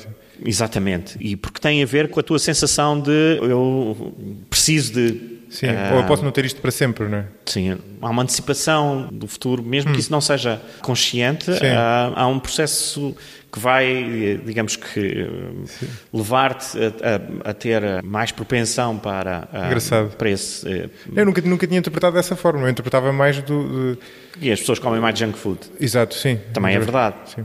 Também pode ser interpretado na mesma linha, né? Mas sim, tem piada isso, eu tinha pensado dessa forma. Eu lembro-me agora de uma experiência que foi feita, creio que foi feita com ratinhos, e acho que também chegou a ser feita com aves, uma coisa parecida, em que eles eram mantidos em situações de falta de alimento, e continuada falta de alimento. E acontece que esses animais desenvolviam níveis de cortisol mais altos, e quando começavam a ter acesso a alimento, engordavam mais e ficavam mais gordos do que os outros. Sobrecompensavam, não é? E os ratos ainda por cima estão relativamente próximos de nós, não é? Sim. Portanto, explica isso. Eu estou agora a pensar que nós divergimos do nosso tronco inicial, mas valeu a pena. Mas acho que ainda antes de passarmos aos outros pontos, vou voltar à questão da seleção sexual, porque havia aqui alguns aspectos que eu te queria perguntar. Por exemplo, imagina o exemplo dos chifres dos veados que nós estávamos a falar há bocadinho. Para quem nos está a ouvir no Brasil, os chifres dos cervos, não é? Sim. Para não causar confusões. Ok. Eu tenho alguns ouvintes brasileiros. Os chifres dos veados são um aspecto curioso, não é? Porque os chifres dos veados têm um papel na seleção intersexual, ou seja, uma sinalização de, independentemente da hipótese que nós compremos, há ali uma sinalização de um atributo que interessa ao sexo oposto, não é? Em termos de seleção sexual. Tem também um papel no confronto físico entre os machos, não é? Portanto, na seleção intrasexual. E também pode ter um papel, para lá deste papel na seleção sexual inter e intra, também pode ter um papel social mais lato naquilo que tu chamavas há bocadinho de seleção sexual, não é? Que vai para lá daí. Quer dizer, dir-me se este exemplo que eu estou a dar faz sentido ou não, mas acho que independentemente do cabimento deste exemplo, isso faz com que deva ser muito difícil, eu sei que parte da tua investigação tem que ver com isso, destrinçar qual é a causa, não é? O que é que causa o quê? Não é? E depois tens outro exemplo de outra faceta desta complicação, mas que não é bem igual a este, que é tu poderes ter determinadas características que ocorrem por seleção sexual. Por exemplo, os machos de um pássaro qualquer terem as penas de uma determinada cor. E aquilo passar, como é selecionado, passar também para as fêmeas, ou seja, para as filhas, não é? Para os descendentes fêmeas, e tu não perceberes, ou não perceberes imediatamente, se aquilo passou porque foi uma espécie de seleção indireta, já não sei qual é o nome disso, tem um termo técnico, se é uma espécie de seleção indireta ou se é porque foi selecionado diretamente nas fêmeas por outro motivo qualquer. Exatamente. Mas há maneiras de testar isso. O caso dos chifres dos veados não é talvez um bom exemplo. O caso dos chifres destes animais é muito curioso, porque eles perdem os chifres no final da época reprodutiva. Assim, caem. E voltam a desenvolvê-los na época reprodutiva seguinte, portanto, aquilo demora uma data de meses. Primeiro está coberto com um véu de tecido pois de pele. Tens razão. Sim. Depois eles assumem o tamanho máximo, entretanto o tecido necrosa e ficam em pontas. E eles ficam em pontas no final de agosto até outubro, que é a altura da reprodução. E é a altura em que os machos lutam entre si pelas fêmeas, têm um sistema poligínico. E, portanto, só uma percentagem, talvez 10, 15, 20% dos machos é que acasalam. Os outros não conseguem. E isto faz com que haja uma pressão seletiva muito forte para a evolução Exato. De armas de combate entre os machos. E a seguir os chifres perdem-se. Portanto, os chifres não servem como defesa contra predadores. Neste caso em particular. Isso também, sim. E, portanto, é um caso muito claro de que aquelas estruturas evoluíram por seleção sexual para disputas entre os machos. Mas, por exemplo, nós podemos pensar em outras características, como seja, por exemplo, uma cor específica nas fêmeas de um animal, em que essa cor funciona também na interação com outras fêmeas, ou funciona dentro de um ambiente social, e isso ajuda o animal, ou facilita ou não o animal, a ter mais acesso a recursos relativamente a outros, e isso já sai fora, digamos assim, da seleção sexual e já cai num âmbito, digamos assim, poderíamos chamar uma espécie de seleção social. E digamos que já neste século, esta teoria, esta ideia, que é uma ideia do West Eberhard, que é uma bióloga americana, que formulou isto uns bons anos antes, mas a ideia ficou no ar, nunca ninguém lhe pegou, e a partir de 2010 começou a haver alguns trabalhos que chamam a atenção para isto, e ok, temos também a olhar para esta vertente. Será que a evolução de determinadas características tem apenas a ver com a reprodução, ou também tem a ver com a sobrevivência e outros aspectos relacionados com a sobrevivência, e portanto já não é só seleção sexual? No caso em particular, quando, por exemplo, um ornamento ou uma cor é selecionada nos machos, muitas vezes ela acaba por se expressar também nas fêmeas. Porque o gene está presente nos dois sexos e muitas vezes ele, embora não tenha o mesmo grau de expressão, o sinal também aparece nas fêmeas. Acontece que, em algumas espécies, o sinal tende a perder-se, tende a desaparecer. E eu disse, nós podemos testar isso. Eu próprio já fiz uma investigação em que testei essa ideia. E isto pode parecer muito estranho para as pessoas, mas nós pegamos na realidade que existe, pegamos num grupo de animais, de um determinado grupo, do qual nós sabemos a sua história evolutiva, e agora começamos a saber mais, graças nomeadamente à análise molecular, portanto, a análise genética, que nos permite fazer a reconstituição daquela filogenia, daqueles grupos, e podemos gerar cenários, ou seja, fazer simulações, e usando determinados constrangimentos, por exemplo, determinar se a evolução do ornamento nas fêmeas ocorre naqueles grupos todos. Por exemplo, há uma linhagem em que as várias espécies, o traço vai aumentando nos machos e também aumenta nas fêmeas, por exemplo. Mas noutra linhagem aumenta nos machos, mas não aumenta nas fêmeas. Então nós podemos combinar estas linhagens, uma data delas, e testar se de facto a evolução do ornamento ocorreu por arrasto, ou seja, está presente nas fêmeas porque foi selecionada nos machos e não foi perdida, ou se, pelo contrário, há uma evolução independente nas fêmeas e tem uma função qualquer. E, por exemplo, no caso do grupo em que nós experimentámos isto, que é o grupo dos pintacílgos e dos canários, por exemplo, verifica-se que, quando está presente nas fêmeas, ela foi puxada por arrasto. O que tende a acontecer muitas vezes é um desacoplamento entre o desenvolvimento dessa característica entre os machos e as fêmeas. Ou seja, há depois genes que vão regular a não expressão do gene nas fêmeas. Ou seja, há uma mutação que vai fazer com que um gene impede que aquela cor se exprima nas fêmeas e, portanto, deixa de estar presente nas fêmeas, só está presente nos machos. Ela começa por aparecer nas fêmeas, mas depois desaparece do fenótipo porque tem um gene que Porquê? Porque as fêmeas precisam de ser muito mais miméticas, precisam de ser muito mais crípticas para não serem vistas pelos predadores. Por exemplo, no caso das aves que têm que fazer a incubação dos ovos, etc. E elas perdem imenso se forem muito visíveis. É claro que os machos também perdem, mas perdem menos. Sim. Porque têm comportamentos menos arriscados, têm que ficar menos tempo parados num sítio, as fêmeas têm que ficar mais tempo. Curioso. E, aliás, se a fêmea mostrar que está lá, pode perder a progenia toda, não é? Que está naquele ninho. Claro. E, portanto, o custo é elevadíssimo. E o benefício é zero. Não é? E o benefício é zero. E, portanto, há uma seleção forte para as fêmeas serem crípticas. E, portanto, em muitas espécies há esta evolução contrária e nós podemos testar isso. Noutros casos não. Por exemplo, há uma espécie de um airo. As pessoas que visitaram as berlengas conhecem. Era uma espécie que havia que desapareceu das berlengas, que era a espécie mais exótica que nós tínhamos, que é uma daquelas aves marinhas com um aspecto muito bonito, pretos e brancos. E há uma ave destas no Alasca em que os machos e as fêmeas têm uma crista. E a crista está presente nos dois sexos. E, neste caso, sabe-se que os machos preferem as fêmeas com cristas e as fêmeas preferem machos com cristas. E, portanto, há uma seleção bidirecional nesta espécie. Portanto, também pode acontecer esta situação. Que depois também tem que ver com o tipo de reprodução que existe naquela espécie, provavelmente, não é? Sim. Um dos problemas que é difícil para as pessoas perceberem em relação à biologia é que, na verdade, a trajetória de cada espécie é uma trajetória única. E aquilo que pode ser verdade para um grupo pode não ser verdade para o outro. Sim. E o que não quer dizer que isso, no entanto, não esteja de acordo, digamos, com a teoria. Claro. Sim, porque lá sabes, a complexidade é imensa, não é? O tipo de padrão reprodutivo daquela espécie, o meio ambiente em que está, o clima, o acesso à comida, se existem ou não predadores. Não é? Há uma série de variáveis aqui que mudam isso, não é? Que implica que numa espécie essa característica possa desaparecer nas fêmeas e na outra ela não só possa persistir, como até passar a ter um papel nessa seleção sexual, não é? Ela passar a ser bidirecional, não é? E depois tens outros exemplos engraçados. Estava a pensar, ainda relacionado com a questão de características físicas ou comportamentos que tenham um papel sinalizador, por exemplo. Temos também outro exemplo engraçado, que é de uma espécie de gazela, salvo erro, cujo comportamento sinaliza, da mesma forma, mas não para o sexo oposto, não é? Não por seleção sexual, mas para os predadores, ou pelo menos essa é uma das hipóteses, porque estas espécies de gazelas basicamente têm um comportamento aparentemente bastante absurdo.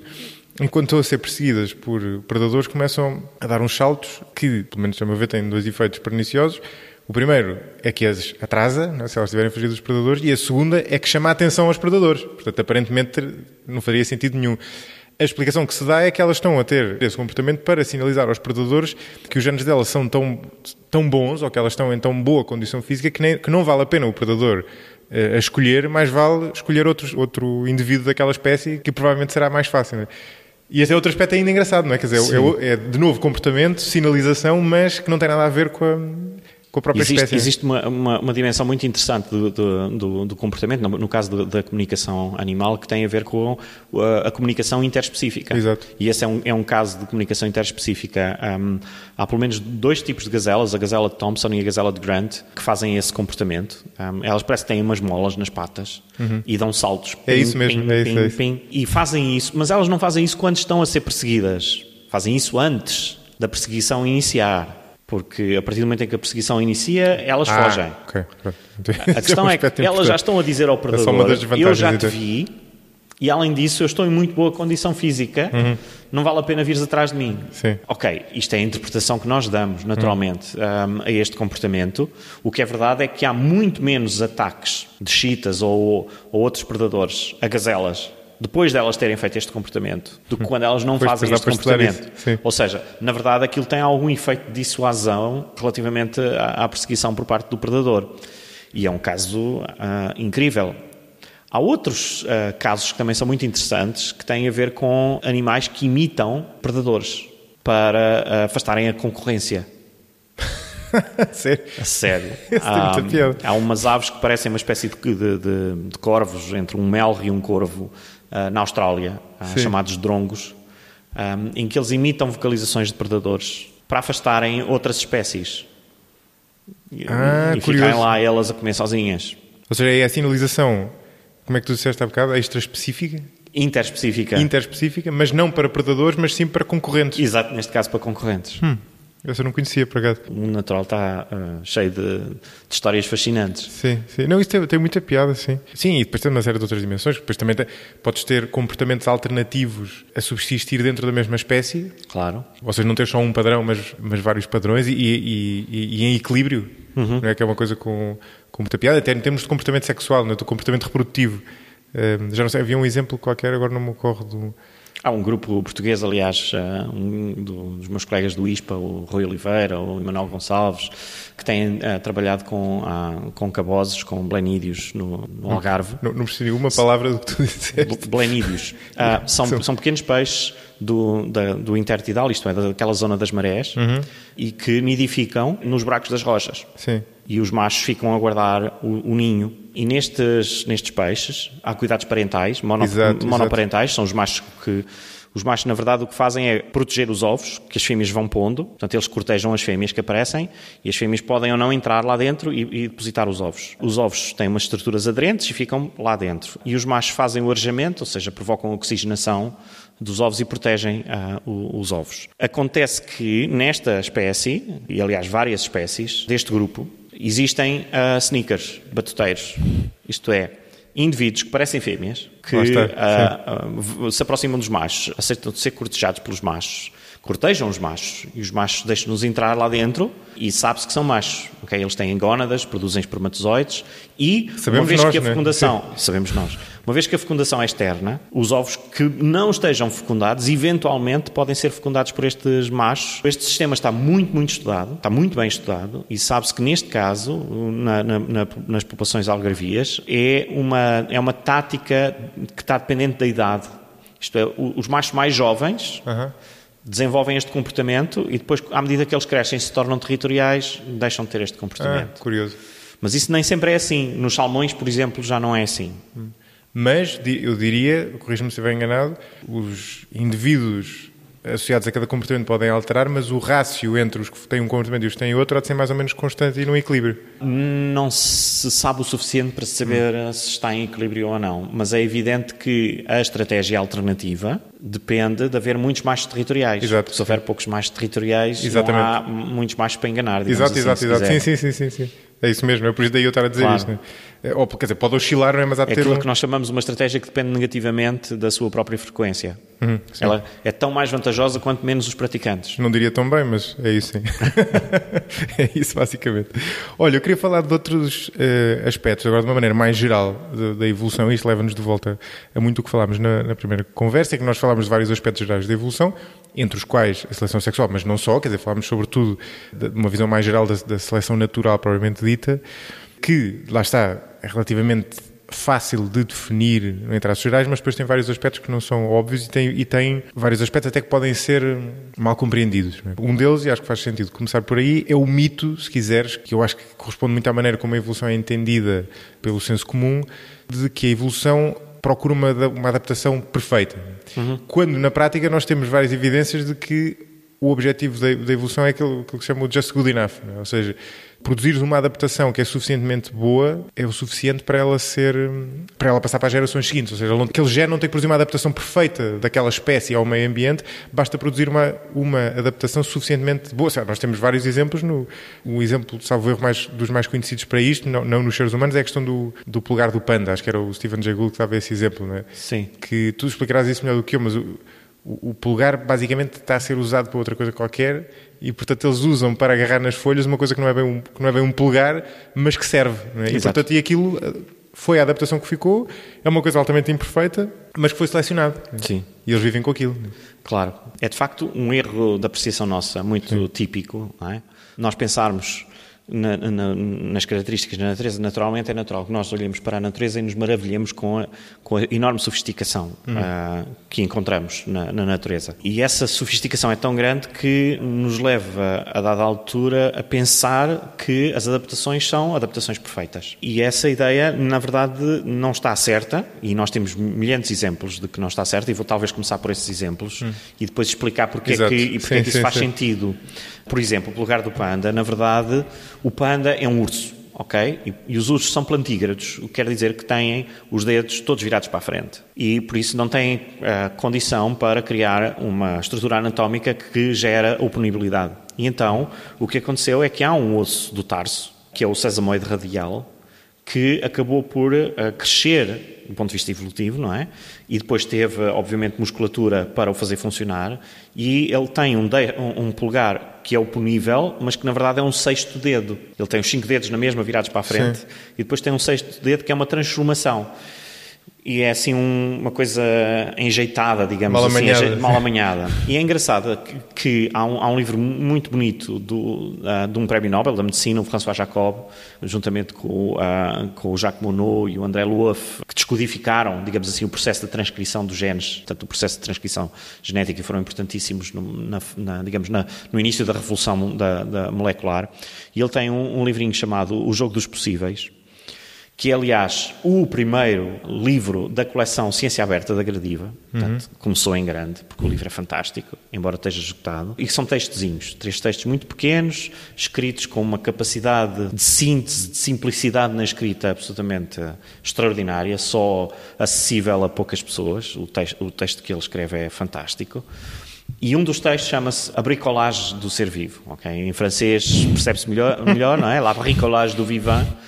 E em que ele diz que a evolução não funciona como um engenheiro que desenha em cima de uma mesa. É melhor pensá-la como um bricoleur, isto é, alguém que tem uma garagem cheia de velharias e porcarias que foi acumulando e que depois vai lá dentro buscar qualquer coisa para funcionar, para adaptar.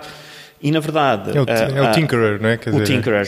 Portanto, a analogia que ele usa é uma analogia belíssima para explicar esta questão, que é a evolução da maior parte das estruturas resulta da transformação de estruturas pré-existentes. Exato. Nem sempre é assim, mas na esmagadora maioria dos casos acontece. E, portanto, muitas vezes nós vamos encontrar as marcas dessas pré-estruturas na modificação dos órgãos. Quando nós vamos olhar realmente para a estrutura do órgão, vamos perceber que ele está imperfeitamente desenhado.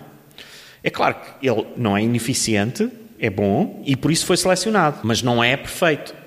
E eu, nas minhas aulas, eu costumo usar o exemplo do olho humano como um exemplo de imperfeição, porque, por um lado, todos nós achamos que é bastante perfeito, embora saibamos que não é? Precisamos de óculos, etc., para ver melhor, alguns sempre, outros a partir de determinada idade, mas o que é verdade é que o nosso olho consegue funcionar melhor do que qualquer câmara que tenha sido até hoje concebida.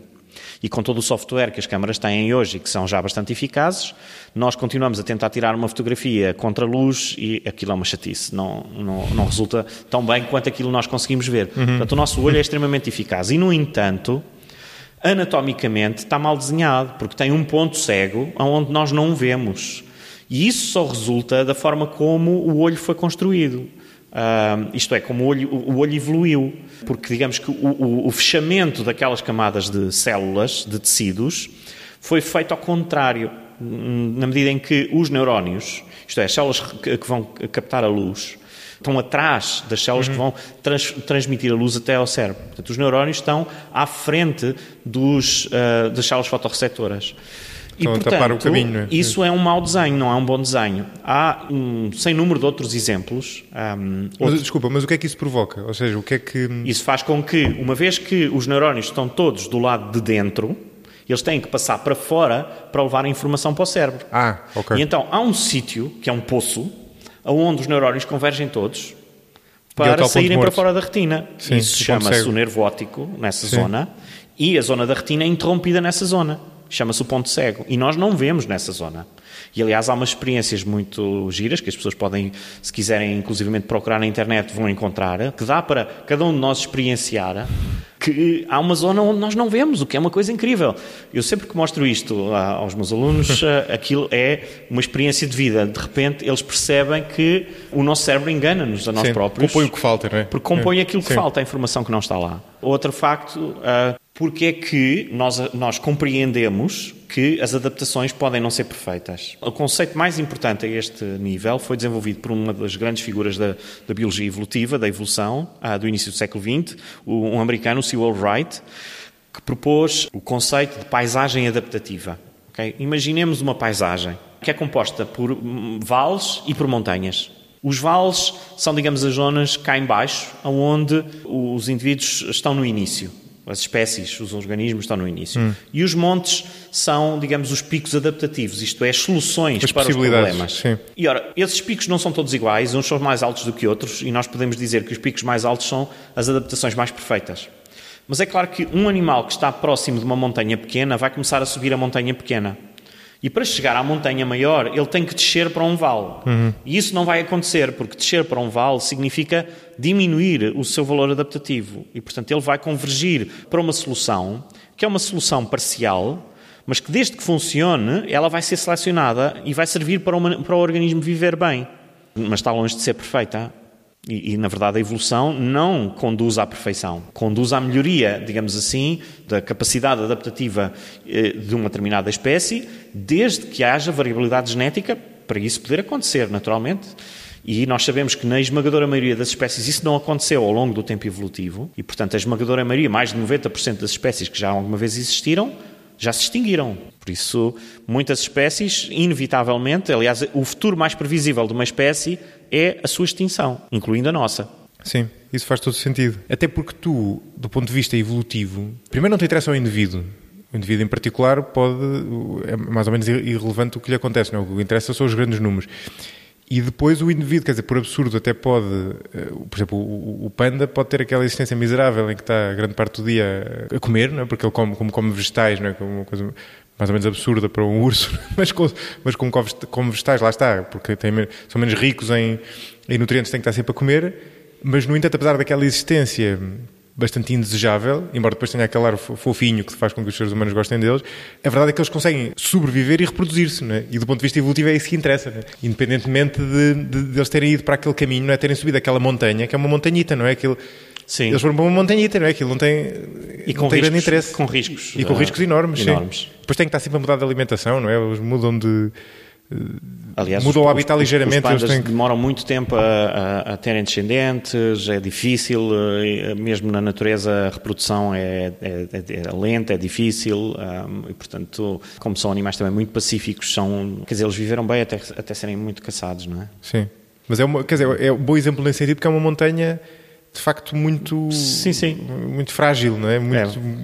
Nessa paisagem das montanhas não daria nada nas vistas, não é? Mas é engraçado que, aliás, quanto mais especializadas as espécies são, mais arriscado, digamos assim, é a sua trajetória. Porque se qualquer coisa mudar, e um dos exemplos conhecido é o da Calvária Major, que é uma planta das Ilhas Maurícias, que deixou de se reproduzir desde que os dodós, que é um animal, uma ave emblemática, do qual só existem imagens, pinturas, e existem uns ossos no Museu Britânico, no Museu de História Natural. Na verdade era um pombo muito grande que já não voava. Há um fenómeno que acontece muito em ilhas, que é os animais crescerem muito, ficarem muito grandes e, no caso das aves, por exemplo, perderem a capacidade de voo. Porque deixam de ser predados. Foram os portugueses que os batizaram, não é? Sim. Que era uma ave doda, não é? Dodo, porque deixava-se apanhar facilmente e os barcos atracavam ali quando estavam nas rotas para a Índia e capturavam-nos em quantidade industrial. E, portanto, nós iniciámos a extinção dos dodós, mas foram os holandeses que acabaram com eles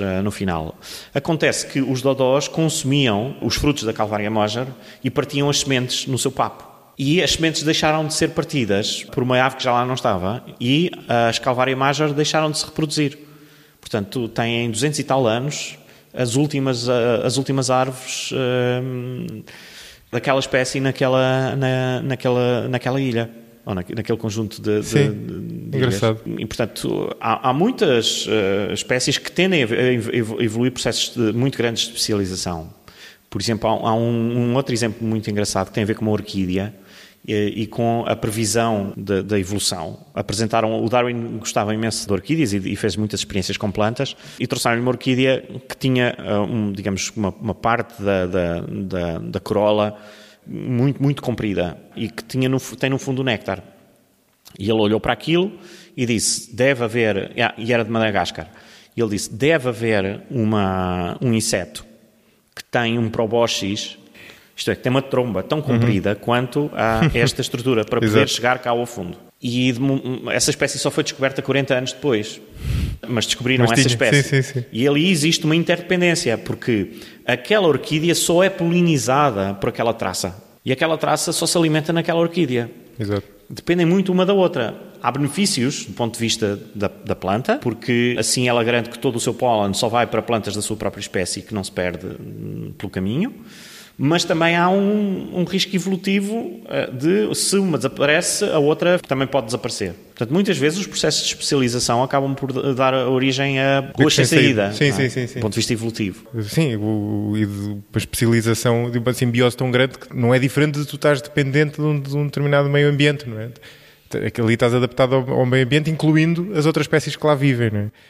Nós estávamos a falar da questão de não ser necessária a perfeição para a seleção, e há um outro lado, há um reverso da medalha, se nós quisermos aí, que é também que a imperfeição, se não for excessivamente incomodativa, também não ser selected away, não é? Não ser removida. Quer dizer, por exemplo, o caso mais óbvio, se calhar, é o do nosso apêndice, não é? Que é um órgão vestigial, aparentemente, que dá problemas a alguns de nós, sobretudo durante grande parte da nossa evolução, deu problemas sérios, não é? Porque não havia provavelmente ninguém para fazer uma como é que se diz? Uma apendicectomia. Apendicectomia, exatamente. E, no entanto, nós continuamos a tê-lo, não é? Do ponto de vista da evolução, é compreensível que ele não seja especialmente mau, porque lá está.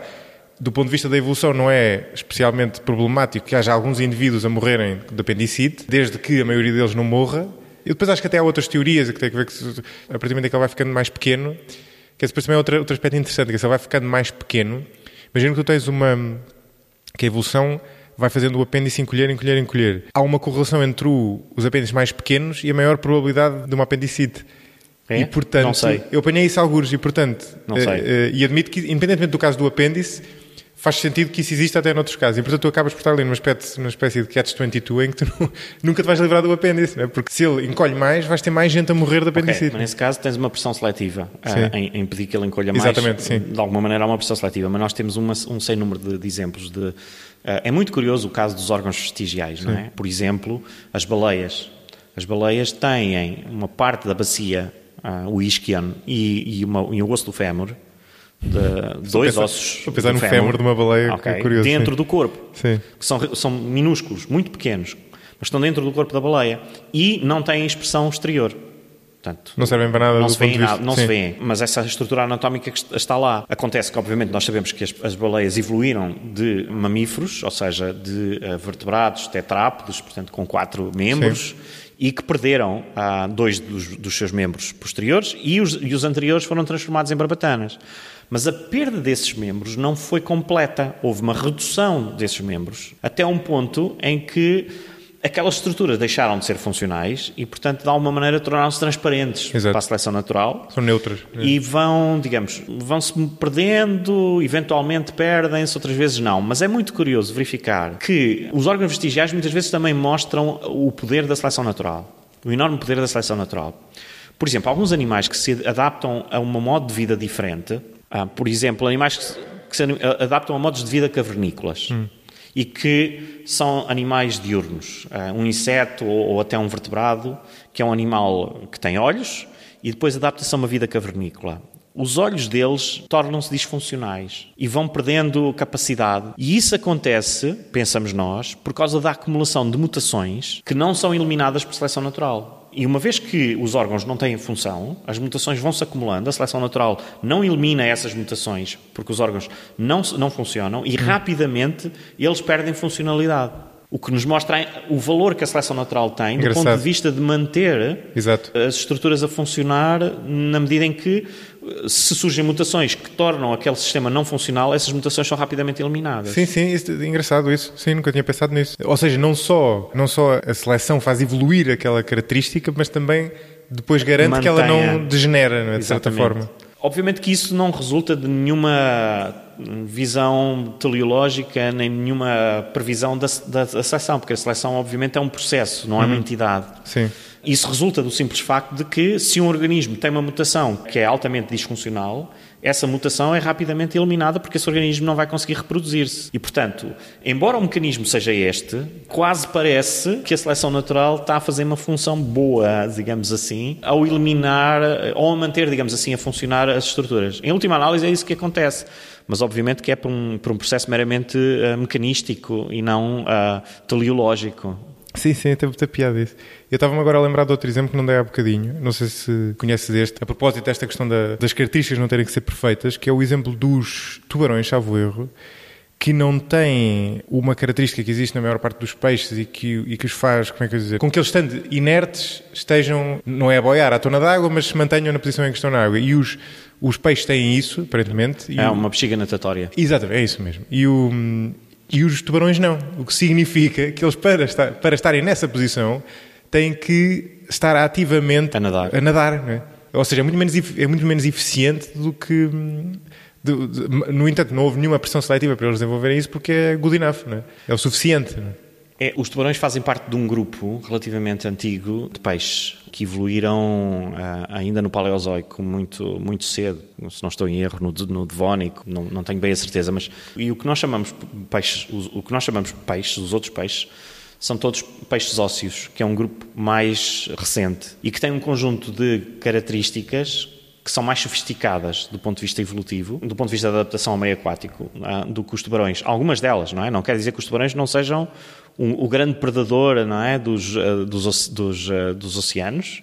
Portanto, são sempre animais predadores extremamente eficazes, mas há algumas características que só evoluíram em grupos mais recentes. E os peixes ósseos são um grupo mais recente.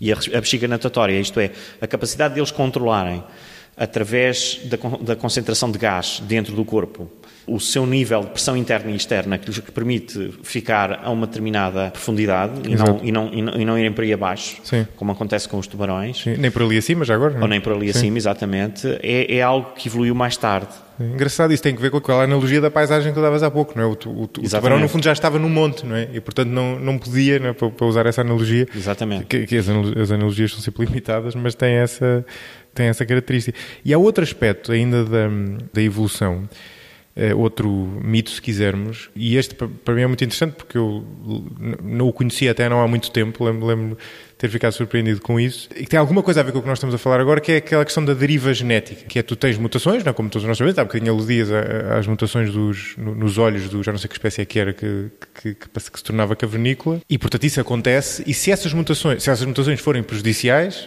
na verdade tem muito a ver com aquilo que falavas há bocadinho, se forem prejudiciais há uma pressão seletiva para as remover. Se elas forem neutras, elas manter-se-ão, não é? Sim. E, portanto, tu podes estar a assumir, por exemplo, esse caso é tão evidente que, porventura, não passaria pela cabeça de ninguém dizer que aquilo é uma adaptação. Mas tu podes ter muitos casos que tendes a interpretar, nos seres humanos, por exemplo, há um terreno fértil para isso, que tu podes interpretar como sendo uma adaptação, e na prática aquilo não é uma adaptação, aquilo foi deriva genética, ou seja, houve mutações que fizeram que acontecesse aquilo, as mutações foram neutras, entretanto, eu julgo que também pode ter aqui um efeito importante, é também alterações do próprio ambiente, ou seja, tu teres um bottleneck qualquer da espécie, ou não sei o que seleciona aquelas características e faz com que aquilo evolua, mas não em resultado de seleção, não é? Absolutamente. Eu não sei de resto se existem alguns casos nos seres humanos que sejam fortes candidatos a isso. Os grupos sanguíneos. O primeiro fator dos grupos sanguíneos, o A, B, 0, daquilo que nós sabemos é completamente irrelevante do ponto de vista funcional. Se o indivíduo é A, se é B, se é 0. Sim. Ou seja, são neutros entre si. E a sua existência é apenas explicada por processos de deriva genética. Há populações onde o B creio que os índios americanos têm uma frequência muito elevada de Bs, os europeus têm uma frequência muito alta de As, e isso vai oscilando, ok? Nós não vemos muitos efeitos da deriva genética, porque as populações humanas são muito grandes. E a deriva genética tem uma particularidade, é que ela produz tão mais efeitos quanto mais pequena for a população. Okay? Portanto, os efeitos da deriva genética são muito mais intensos em populações mais pequenas. Daí a questão do bottleneck, não é? Tu teres... O bottleneck é um fenómeno diferente, porque o bottleneck tanto pode afetar genes que estão a ser selecionados como outros. Na verdade, o que acontece é que há uma perda brutal de população num determinado momento. E nós tivemos eventos desses na nossa evolução. Não é? Sim. Sei lá, por exemplo, agora tem-se falado muito da peste negra. A peste negra está marcada no genoma dos europeus, porque nós tivemos uma redução de variabilidade genética muito grande e, portanto, somos muito homogéneos. Os europeus são muito homogéneos do ponto de vista genético, por exemplo, comparativamente com outros continentes, outros grupos. E isso resulta de, primeiro, terem sido constituídas por populações relativamente pequenas, inicialmente, e depois, quando cresceram, sofreram vários gargalos de garrafa. Sim. E, portanto, isso eliminou uma parte da variabilidade genética que não é imediatamente recuperada, nem a médio prazo, só eventualmente a longo prazo. E isso tem como consequência, quando tu olhas para o genoma dessas populações, verificas que elas têm as marcas desses bottlenecks de que falaste. Mas isso não tem necessariamente a ver com a deriva genética. Ok. Agora, a deriva genética, nós sabíamos que ela existia. Há uma teorização muito importante feita nos anos 60 por um japonês, o Moto Kimura, que vai desenvolver aquilo que é chamada a teoria naturalista de evolução.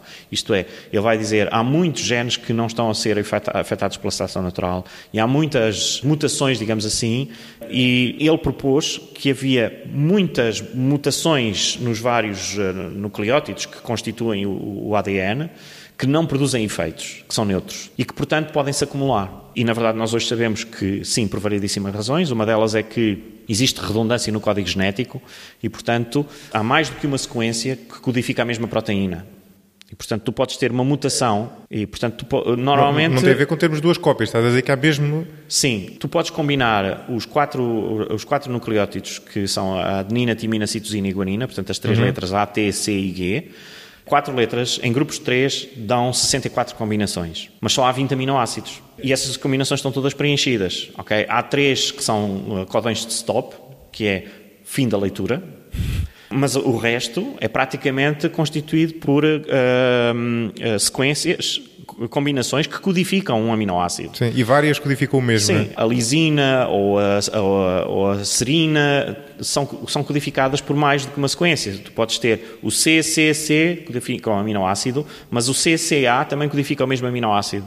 Ora, se tu tiveres uma mutação naquela posição em que o C é trocado por um A, embora isso no genoma seja uma mutação, do ponto de vista do indivíduo, do fenótipo, continua a ser produzido o mesmo aminoácido. E, portanto, do ponto de vista da seleção natural, aquela mutação é transparente, porque o indivíduo é o mesmo. Ora, nós agora, que temos acesso à informação base, lendo a sequência do ADN, não é? Com a revolução molecular, conseguimos ler esses transcritos da sequência e ver onde é que essas mutações estão. E podemos comparar essas mutações e, aliás, muitas das análises comparativas sobre tempo de evolução. Como é que nós sabemos a separação evolutiva, por exemplo, entre os humanos e os neandertais? Nós hoje temos datações que são já datações moleculares, que estão para lá das datações baseadas apenas nos fósseis. E nós conseguimos fazer isso em relação a qualquer espécie. É claro que vamos conseguir estimativas que, obviamente, têm um determinado intervalo de erro, não é? Tem uma margem de erro. Mas conseguimos estimar um valor e a margem de erro desse valor para o tempo de divergência entre quaisquer duas espécies. E isso usamos-lo precisamente com base na deriva genética, na ideia de que as mutações podem ocorrer aleatoriamente em qualquer parte do genoma, mas quando vamos fazer essas comparações, vamos à procura das partes do genoma que só são afetadas pela deriva genética. Porquê? Porque aí nós sabemos que a probabilidade de uma determinada variante se fixar ou ser eliminada é constante. Nas que são afetadas pela seleção natural, não, porque a seleção natural pode acelerar ou desacelerar. Claro.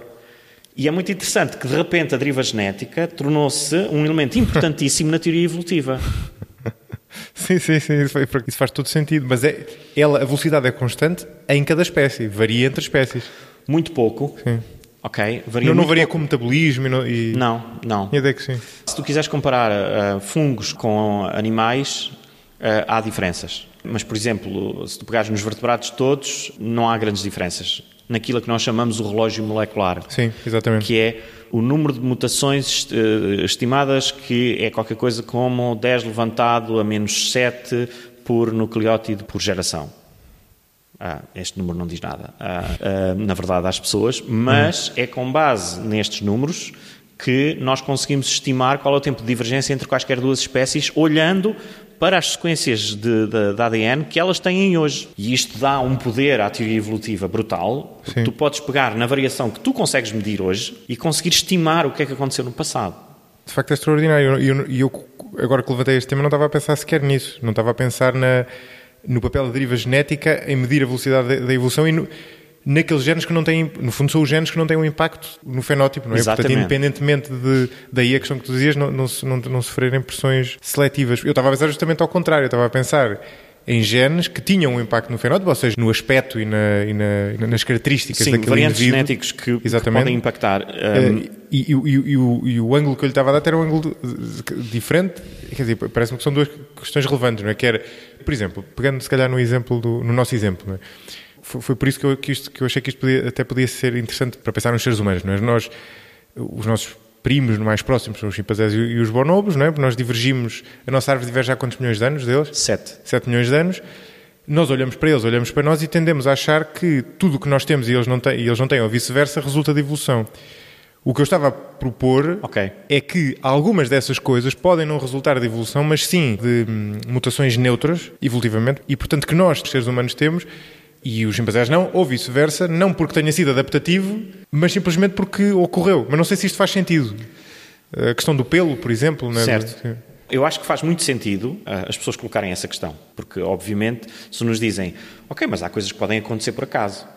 E isso faz todo o sentido. E eu acho que, aliás, funciona como uma reserva de hipótese nula, ou seja, isto será que foi selecionado ou aconteceu simplesmente por mero acaso? E, aliás, houve um debate importante que envolveu o Stephen Jay Gould, o Richard Lewontin e aquilo que eles chamaram os adaptacionistas nos anos 70, uma coisa bastante acesa. Eles escreveram um artigo que ficou muito conhecido sobre os ornamentos da Catedral de São Marcos de Veneza, em que eles diziam, a catedral tem uma arquitetura e os arcos das ogivas servem para sustentação, mas os ornamentos com que elas são ornamentadas não contribuem em nada para sustentar Também não fazem mal, mas não estão a contribuir. É muito engraçado como os cientistas adoram usar analogias e metáforas para construírem discursos e hipóteses e teorias. Isso é muito engraçado. Mas o que é verdade é que eu não partilho da opinião deles e acho que a perspectiva que evoluiu dentro da comunidade científica nos últimos anos foi completamente nesse sentido. Isto é perfeitamente possível que coisas aconteçam não por seleção, mas em resultado de deriva genética. O problema é que todos os órgãos que têm alguma função, todas as estruturas que têm alguma função, não resultam apenas da mudança de um ou dois genes, resultam da mudança de uma série de genes. E isso implica que há uma alteração concomitante. Isto é, aquela mudança não ocorreu só de uma vez. Exato. E o facto de tu precisares de uma série de alterações, todas no mesmo sentido, já começas a baixar enormemente a probabilidade disso acontecer só por acaso. E, portanto, aquilo que nós pensamos hoje é que, é perfeitamente possível nós termos variantes genéticos na população que são neutros e que existem e que têm o mesmo efeito fenotípico e que, portanto, podem existir neutralmente. Agora, uma característica que de alguma maneira é uma adaptação, ou que pode ser uma adaptação, é difícil ser explicada a não ser... se ela tem uma função, nós podemos dizer, mas, por exemplo, nós perdemos o pelo, tornámos um macaco nu, como dizia o Desmond Norris. Não completamente nu, não é? Sim. Mas, enfim, não temos o corpo completamente coberto de pelo. Exceto algumas pessoas que sofrem de uma doença raríssima chamada hipertricose lanuginosa e que ficam com o corpo, parecem lobisomens cobertos de pelo. E podemos dizer, isso foi, digamos que uma perda de função. Nós tendemos a reagir negativamente a esta forma de pensar e dizer, pode ser uma perda de função, mas também pode ser uma seleção por uma nova característica, que é, por exemplo, o facto de que a posição vertical não tem tanto problema relativamente à insolação, e repara que na cabeça nós continuamos a manter, e portanto pode facilitar. Depois, se é uma espécie muito social, eventualmente perder o pelo pode ter vantagens do ponto de vista de diminuir a transmissão de ácaros, que obviamente estão muito presentes nestes outros primatas, e há um conjunto de hipóteses, nenhuma delas está firmemente comprovada, mas há um conjunto de hipóteses para tentar explicar porque é que eventualmente nós perdemos o pelo. Não por ser por acaso, ok, o por acaso está lá como uma possibilidade, mas estão lá outras hipóteses e elas são confrontadas entre si para, enfim, dentro de algum tempo, alguém que tenha uma ideia brilhante que consiga realmente separar estas hipóteses. Agora, é muito difícil mostrar que uma coisa aconteceu por acaso. É sempre mais fácil mostrar que ela teve uma causa. Sim, claramente, sim. Mas o argumento que tu levantas faz-me sentido, não é? Tu precisarias de vários acasos cumulativos. Absolutamente. E não bastava um só, não é? Mas ainda assim, será que nós podemos argumentar que o Homo sapiens pode ser uma exceção a essa regra? Ou seja, que a regra que tu enunciaste pode-se aplicar à maior parte das espécies, mas que no nosso caso, por sermos uma espécie cultural, não é? Social e cultural, não é? Aquilo que nós falámos no primeiro episódio, somos de certa forma mais resistentes a mutações que não sejam especialmente negativas, não é? Nós temos uma capacidade mesmo pré-revolução agrícola, não é? Nós temos capacidade de nos espalhar por todo o globo, desde os sítios mais quentes aos sítios mais frios. Isso significa que nos conseguimos adaptar. Talvez o pelo tivesse dado algum jeito no Ártico, mas a verdade é que nós nos conseguimos adaptar e conseguimos superar uma mini-idade do gelo e não sei o quê, e portanto conseguimos... Mini-idade do gelo? Não, idade do gelo. Sim, idade do gelo e depois mini-idade, e várias mini-idades do gelo. Na Idade Média. Na Idade Média, exatamente. E, portanto, no fundo, nós temos uma capacidade de tolerar mutações que não sejam especialmente negativas, que se calhar as outras espécies não têm. Eu estou aqui a fazer um bocadinho de advogado do diabo dessa... Não, mas eu acho que sim. Acho que isso faz sentido. Não sou capaz de te dar um exemplo concreto em que isso esteja demonstrado, mas para mim faz sentido. Porque se nós somos capazes de desenvolver práticas culturais que são completamente desadaptativas, como por exemplo aqueles saltos que os homens realizam em Vanuatu, presos por umas lianas, de uma coisa com 50 ou 60 metros de altura, para ficarem suspensos, é uma espécie de bungee jumping, mas sem elástico. É claro, com muito álcool antes. Sim. Okay? Aquilo não faz bem à saúde a ninguém.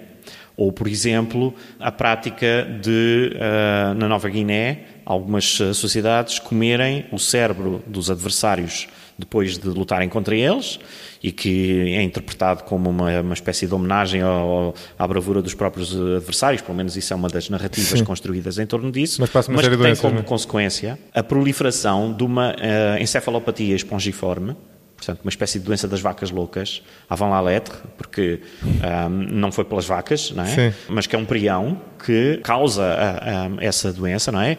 E que, obviamente, destrói os cérebros daqueles indivíduos e que é passada porque eles consomem o cérebro dos outros. Ou seja, nós fomos capazes de evoluir práticas culturais que são desadaptativas e, mesmo assim, somos capazes de sobreviver com elas. Alterações fisiológicas que podem ser ligeiramente prejudiciais, mas não tremendamente prejudiciais, podem ser mantidas por causa de nós sermos capazes de as contrariar de alguma forma culturalmente. Sim. E eu acho que é possível. Acho que é perfeitamente possível. Mas há limites para isso, naturalmente. Sim, claro. Mas acho que temos mais capacidade para aguentar, digamos assim, esse tipo de situações. Exato, sim. Eu estou-me a lembrar, por exemplo, há um arquipélago, um atol no Pacífico, que é o atol de Pingelap, que é também chamada a Ilha Sem Cor. Aliás, há um livro do Oliver Sacks sobre a viagem que ele fez a essa ilha, em que mais de 10% da população tem cegueira total das cores, tem acromatópsia, não vêem cores nenhumas. Curioso. Acontece que, por exemplo, na Noruega havia uma pessoa com acromatópsia, uma pessoa em toda a Noruega. Ou seja, é uma condição genética em que há mutações em pelo menos 3 genes, raríssima, mas em Pingelap há imensos. Ora, acontece que Pingelap sofreu um bottleneck. Portanto, houve um efeito fundador, naturalmente, que as populações que foram para lá, alguém levava aquela mutação, e depois houve um gargalo de garrafa e, de repente, uma percentagem enorme da população passou a ter cegueira total das cores. Uma percentagem elevadíssima, porque, obviamente, 10 ou 15% da população é um número elevadíssimo. E isso é o quê? Já agora, desculpa, é ver o mundo tipo a preto e branco? Só vês a preto e branco, mas não só. O que acontece é que tu não tens células no centro da retina, naquilo que se chama a fóvea. Portanto, tu não tens boa visão.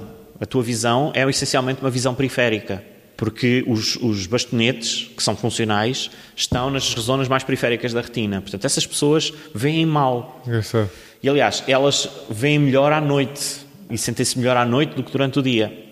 Provavelmente, numa outra espécie, este gene tinha sido rapidamente eliminado. Sim, mas sim. nos humanos não foi, não é? Naquela população não foi. Sim. Portanto, sim, eu não conhecia esse exemplo é muito bom. Não é? Sim, não me ocorreria nenhum exemplo melhor para transmitir esta ideia. E há outra coisa que eu não sei se tem alguma coisa a ver com isto, cujo nome, salvo erro, é heterocronia. Sim. E que é o facto dos seres humanos, ou seja, o Homo sapiens, ser uma espécie que tem a particularidade de reter características físicas da juventude na idade adulta. Eu não sei o que é que isto é na nossa espécie, presumo que seja o mesmo que existe nos cães face aos lobos. Provavelmente a maioria das pessoas que nos estão a ouvir não sabem disto, mas os cães são uma espécie de um lobo jovem a vida toda. Não é? Aquilo que a domesticação provocou foi, sim, entre outras coisas, obviamente, sim, é que eles retenham uma série de características que os lobos têm normalmente só enquanto lobos jovens. Não é? Depois os adultos tornam-se muito mais violentos, perdem uma série de características, aquela questão da brincadeira, por exemplo. Se não estou em erro, é exatamente um exemplo disso. A brincadeira nos lobos é uma coisa sobretudo da juventude. Os cães retêm a brincadeira, obviamente menos, não é? Mas retêm até à idade adulta e depois, quando ficam velhos, têm menos. No nosso caso, não sei que exemplos temos dessa, face a outros primatas, por exemplo, dessa heterocronia.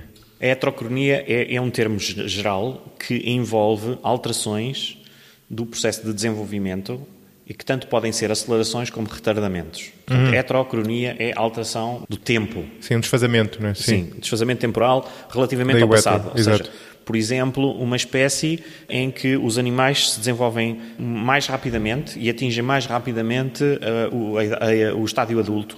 E isso é uma forma de heterocronia, que é a pedomorfose. Okay? Há vários nomes, não interessa. Outro é desenvolverem-se mais lentamente e reterem em adulto características juvenis, que era isso que tu estavas a referir. Exato. E normalmente chama-se esse fenómeno neotenia e considera-se que os humanos...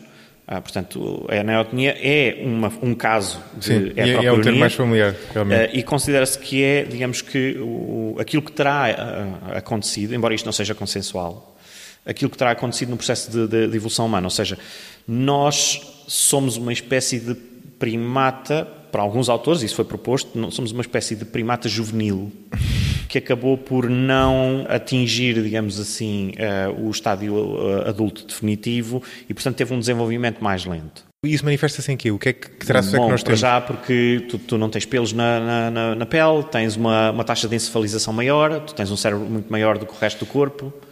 E isso pode ser interpretado à luz da neotenia? Os infantes têm uma taxa de encefalização maior. Sim. Não é? Um bebê é um ser humano cabeçudo, não é? Sim.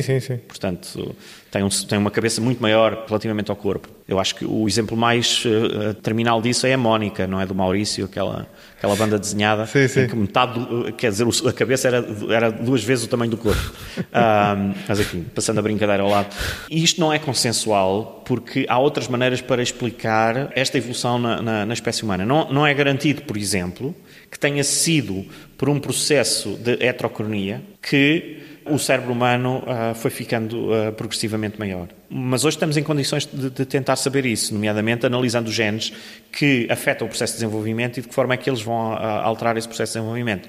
Mas um dos casos clássicos é o de uma salamandra, um axolote mexicana, que retém em estado adulto guelras por fora, que é um estado juvenil. Portanto, há espécies que evoluem secundariamente características que já foram perdidas no grupo.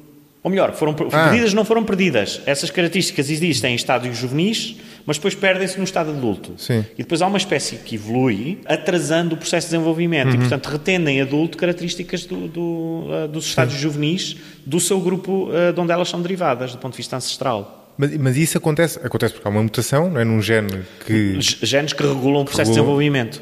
E qual é a causalidade aí? É uma mutação neutra? Ou não. São mutações altamente funcionais, porque este animal está adaptado a uma vida aquática. Mas elas não eram funcionais antes, porque senão tinham-se... Não eram, porque aquele grupo está adaptado a uma vida terrestre. Ou seja, a hipótese para os... Mas eles estão adaptados a uma vida terrestre, mas os juvenis têm uma vida aquática. E eles passam a ter uma vida aquática... E eles passam, exatamente. Okay. Há uma adaptação a um novo habitat que resulta de uma mutação que vai fazer uma reengenharia do processo de desenvolvimento, garantindo que eles retêm em adulto características juvenis que lhes permitem explorar um nicho ecológico que estava disponível e que as outras salamandras não estavam a explorar. Certo. É quase como quando acontece uma reversão, não é? Quando há uma característica anterior na evolução que volta a ser usada, ok. Mas como digo, no caso humano isso não é consensual. Mas a hipótese não é consensual e faz sentido que não seja, não é? Porque a hipótese é difícil de explicar, por isso é que eu estou a tentar perceber melhor.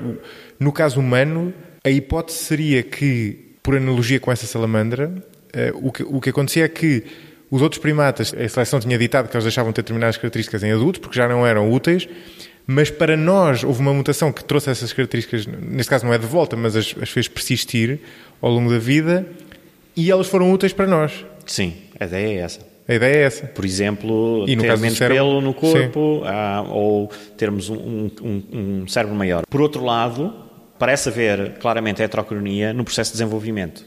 Porque, por exemplo, os bebés humanos nascem, do ponto de vista de desenvolvimento, muito mais atrasados do que qualquer outro primata. Um bebé humano atinge a capacidade de motilidade, etc., de um chimpanzé com 18 meses. Portanto, o que quer dizer que ele nasceu 18 meses antes. Mas é claro que ele não podia continuar a desenvolver-se dentro da mãe. Segundo uns, por causa da pelvis, segundo outros, por causa da energia e do consumo de energia do bebé, que é uma teoria alternativa para explicar aquilo que falavas no primeiro episódio. Esta alteração, não é?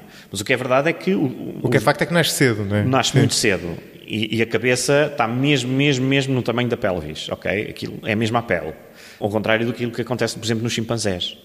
De tal maneira que, por exemplo, nos humanos o bebé nasce virado para trás. Ao passo que nos outros primatas o bebé nasce virado para a mãe. A mãe pode puxar o bebé para ela. E nos seres humanos não pode fazer isso. Precisa de assistência. Precisa de assistência. Claramente o parto precisa de assistência. Porque a mãe podia partir a coluna ao bebé se o puxasse. Porque ele nasce virado para trás, não virado para a frente. Não virado para a mãe. Certo. Sim. Ser um golpe de coelho. Exatamente. É uma coisa terrível. E, portanto, pensa-se que aí há um processo de desaceleração do desenvolvimento. O desenvolvimento é muito mais lento e isto é um processo de heterocronia. Portanto, nessa fase, muito provavelmente, a evolução foi uma evolução por heterocronia. Sim. É a heterocronia porque tu atrasas o ponto de partida. Não o ponto de partida, atrasas o tempo, a duração, ok? Todo o processo desenrola-se a uma velocidade, alteras a velocidade. O que tu estás a dizer não é que a gravidez demoraria mais tempo, é que o mesmo tempo de gravidez produziria um bebé mais desenvolvido. Ou estou a entender mal? Não sei o que eu estou a dizer é que se um bebé humano se desenvolvesse como um chimpanzé, das duas uma, ou nascia pequenino, com o cérebro muito mais pequeno, ao fim de 9 meses, certo. Ou então teria que, para ser como um chimpanzé, teria que esperar até mais 9 mais 18 para nascer. Sim, exatamente, é isso. Portanto, se é preciso estes 9 mais 18, significa que todo o processo de desenvolvimento foi muito mais lentificado, muito mais desacelerado. E depois há um momento em que aquilo não dá mais. E essa desaceleração provavelmente tem a ver com a formação do cérebro, com a formação dos neurónios. Porque, ao contrário e não só do estabelecimento de ligações mínimas entre eles, porque ao contrário de outros tecidos, a grande particularidade dos tecidos neuronais é que eles precisam de tempo para se organizarem. Porque a sua função resulta não da sua existência, mas da sua interação, deles estarem ligados entre eles. E, obviamente, isto requer tempo. O que tu disseste agora tem que ver ainda com outro ponto quanto à especificidade da evolução, que é o facto de haver... Nós já falámos disto quando falámos da seleção sexual, de haver uma seleção no macho que depois passa para a fêmea, que é o facto de a seleção poder ocorrer por via indireta, por exemplo. E vamos imaginar, por exemplo, nesse caso da heterocronia, que... Isto é uma hipótese, obviamente, não é? Mas o exemplo dos pelos, que nós já falámos várias vezes... era uma consequência indireta de uma evolução causada pelo cérebro, não é? Tem muita piada isso. Sim, pode ser o resultado de uma heterocronia. Exatamente. Em teoria não é impossível que... Não é. Não é. Tu atrasaste o processo e ao atrasar o processo... Sim, aliás era isso que o Gould e o Lewontin estavam a sugerir, precisamente. Que uma característica podia ser selecionada por arrasto relativamente a outra. E nós temos exemplos, medidos inclusivamente na natureza, quando existe uma correlação fenotípica entre traços, nomeadamente, isso acontece muito em traços anatómicos, porque existe uma correlação muito grande entre determinadas características, sei lá, por exemplo, embora exista uma variação grande, o comprimento e a largura de uma mão estão fortemente correlacionadas. Sim. E acontece que se houver uma seleção, por exemplo, sobre o comprimento, a largura muda simplesmente por causa da seleção sobre o comprimento. E desde que isso não seja muito negativo, e portanto não haja uma seleção que leve a desacoplar uma coisa em relação à outra, elas tendem a manter-se. Só que uma vai evoluir por arrasto, puxada pela outra. Só que essa é relativamente intuitiva, não é? Porque fazem parte de uma mesma característica física. Agora, tu dizeres que duas coisas estão diferentes quanto a dimensão do cérebro e o grau de pilosidade do corpo... Pois, é mais difícil. É mais difícil, mas ao mesmo tempo é mais fascinante, não é? Porque mostra... Mas eu acho que é uma coisa relativamente à qual, há 20 ou 30 anos atrás, nós diríamos, ok, isto vai ser sempre só teorias. Sim. E agora já não é impossível. E agora já não é impossível testá-las.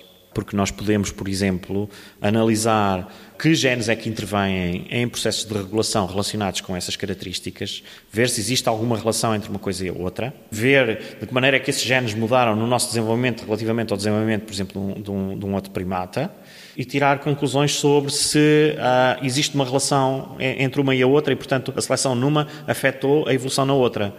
Não vai ser já, mas é uma coisa relativamente à qual nós vamos conseguir responder. Eu acho isto absolutamente extraordinário, porque eu lembro-me de dar aulas sobre evolução e de ouvir às vezes estudantes dizer isto é muito interessante e não sei o quê, porque nós podemos especular e é só especulação e, portanto... Não. A ciência não se faz só com especulação, não é? É preciso testar as ideias. E mesmo neste campo, em que nós estamos a reconstituir um processo que já aconteceu, e que uma pessoa dirá, ok, mas pronto, nunca vamos saber como é que aconteceu. Na verdade, nós hoje temos ferramentas para saber como é que realmente aconteceu. E eu acho isto fantástico. Pois é, e sobretudo num caso destes em que não é um pormenor, não é? Tu conseguires comprovar isto, abrir-te a luz para uma série de... Claro.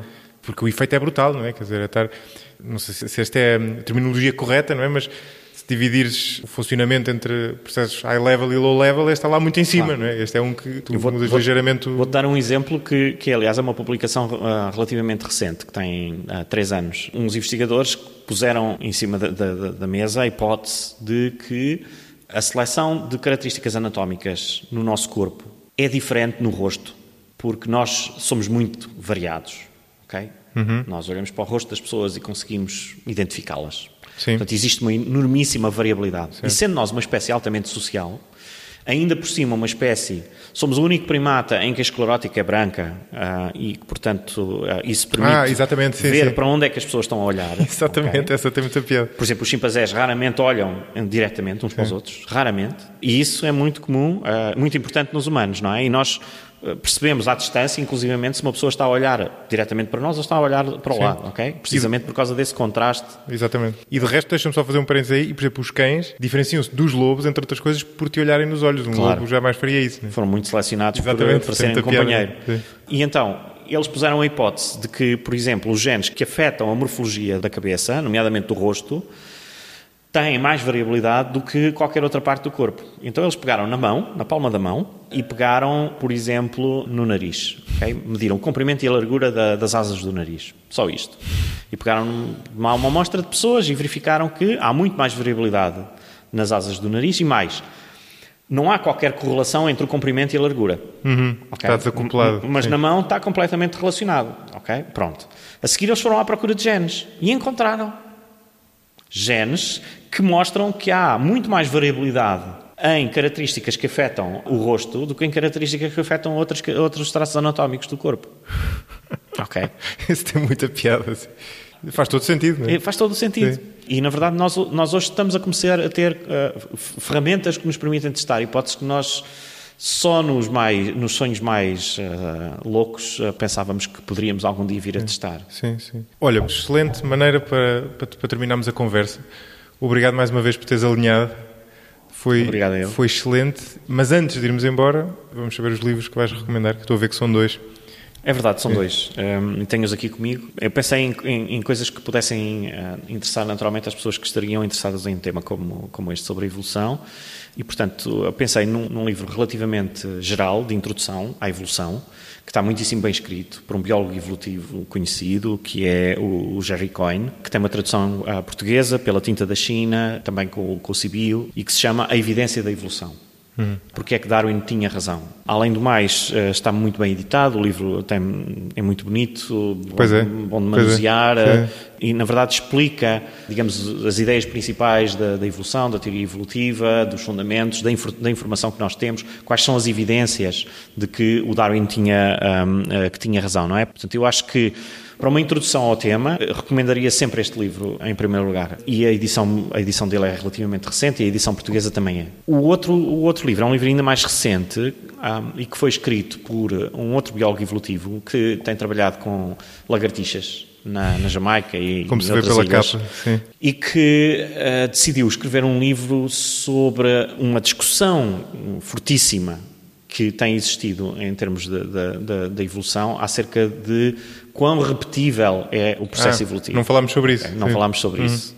Será que a evolução é extremamente previsível ou a evolução é extremamente imprevisível? O Stephen Jay Gould dizia que era altamente imprevisível e que, portanto, se a fita da vida fosse posta a correr de novo, os resultados seriam diferentes. Portanto, não teríamos um impacto de um meteorito há 65 milhões de anos, não teria havido a extinção dos dinossauros e tudo o que teria acontecido a seguir seria diferente. Pronto. Exato.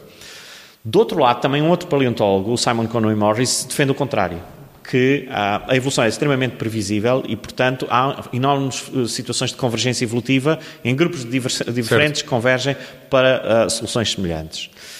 E ele procura discutir este problema a partir de estudos sobre evolução experimental, que é uma coisa muito difícil de fazer, que é experimentar a evolução usando sistemas reais, fazendo experiências, o que é sempre problemático, porque nós temos um tempo de vida relativamente curto para estarmos a simular processos evolutivos.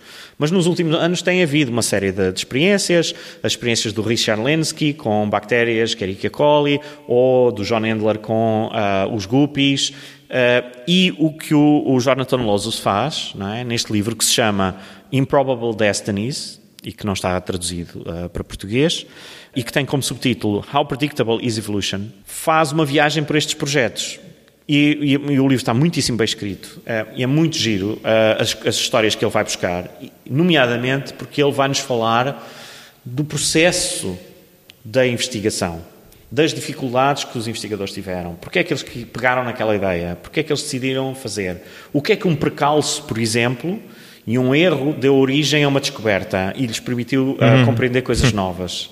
Eu achei fascinante a forma como ele me foi falar de, inclusive, trabalhos de investigação, muitos dos quais eu conhecia, outros não, mas os que eu conhecia, eu não conhecia estas histórias.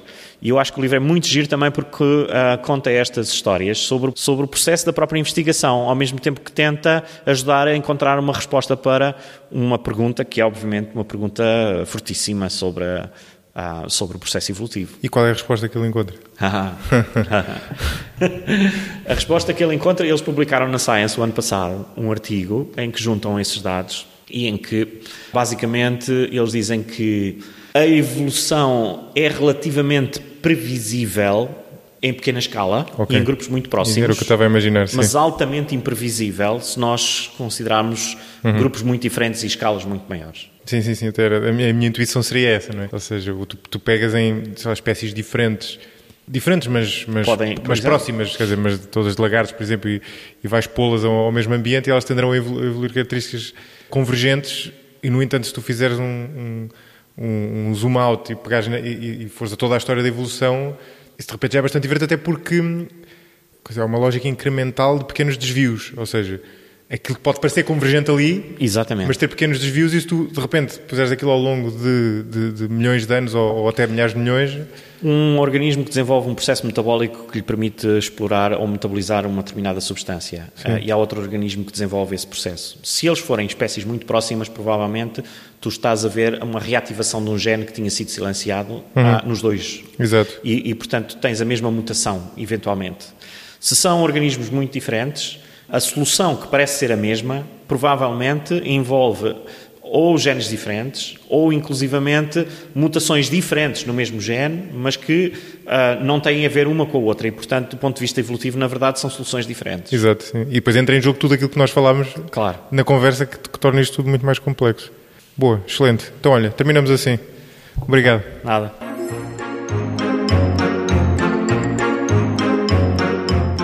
deixem-me lembrar-vos que podem dar o vosso contributo para a continuidade e desenvolvimento deste projeto. Visitem o site 45graus.parafuso.net/apoiar para ver como podem contribuir para o 45 graus, através do Patreon ou diretamente, bem como os vários benefícios associados a cada modalidade de apoio. Se não puderem apoiar financeiramente, podem sempre contribuir para a continuidade do 45 graus, avaliando-o nas principais plataformas de podcast e divulgando-o entre amigos e familiares. O 45 graus é um projeto tornado possível pela comunidade de mecenas que o apoia e cujos nomes encontram na descrição deste episódio.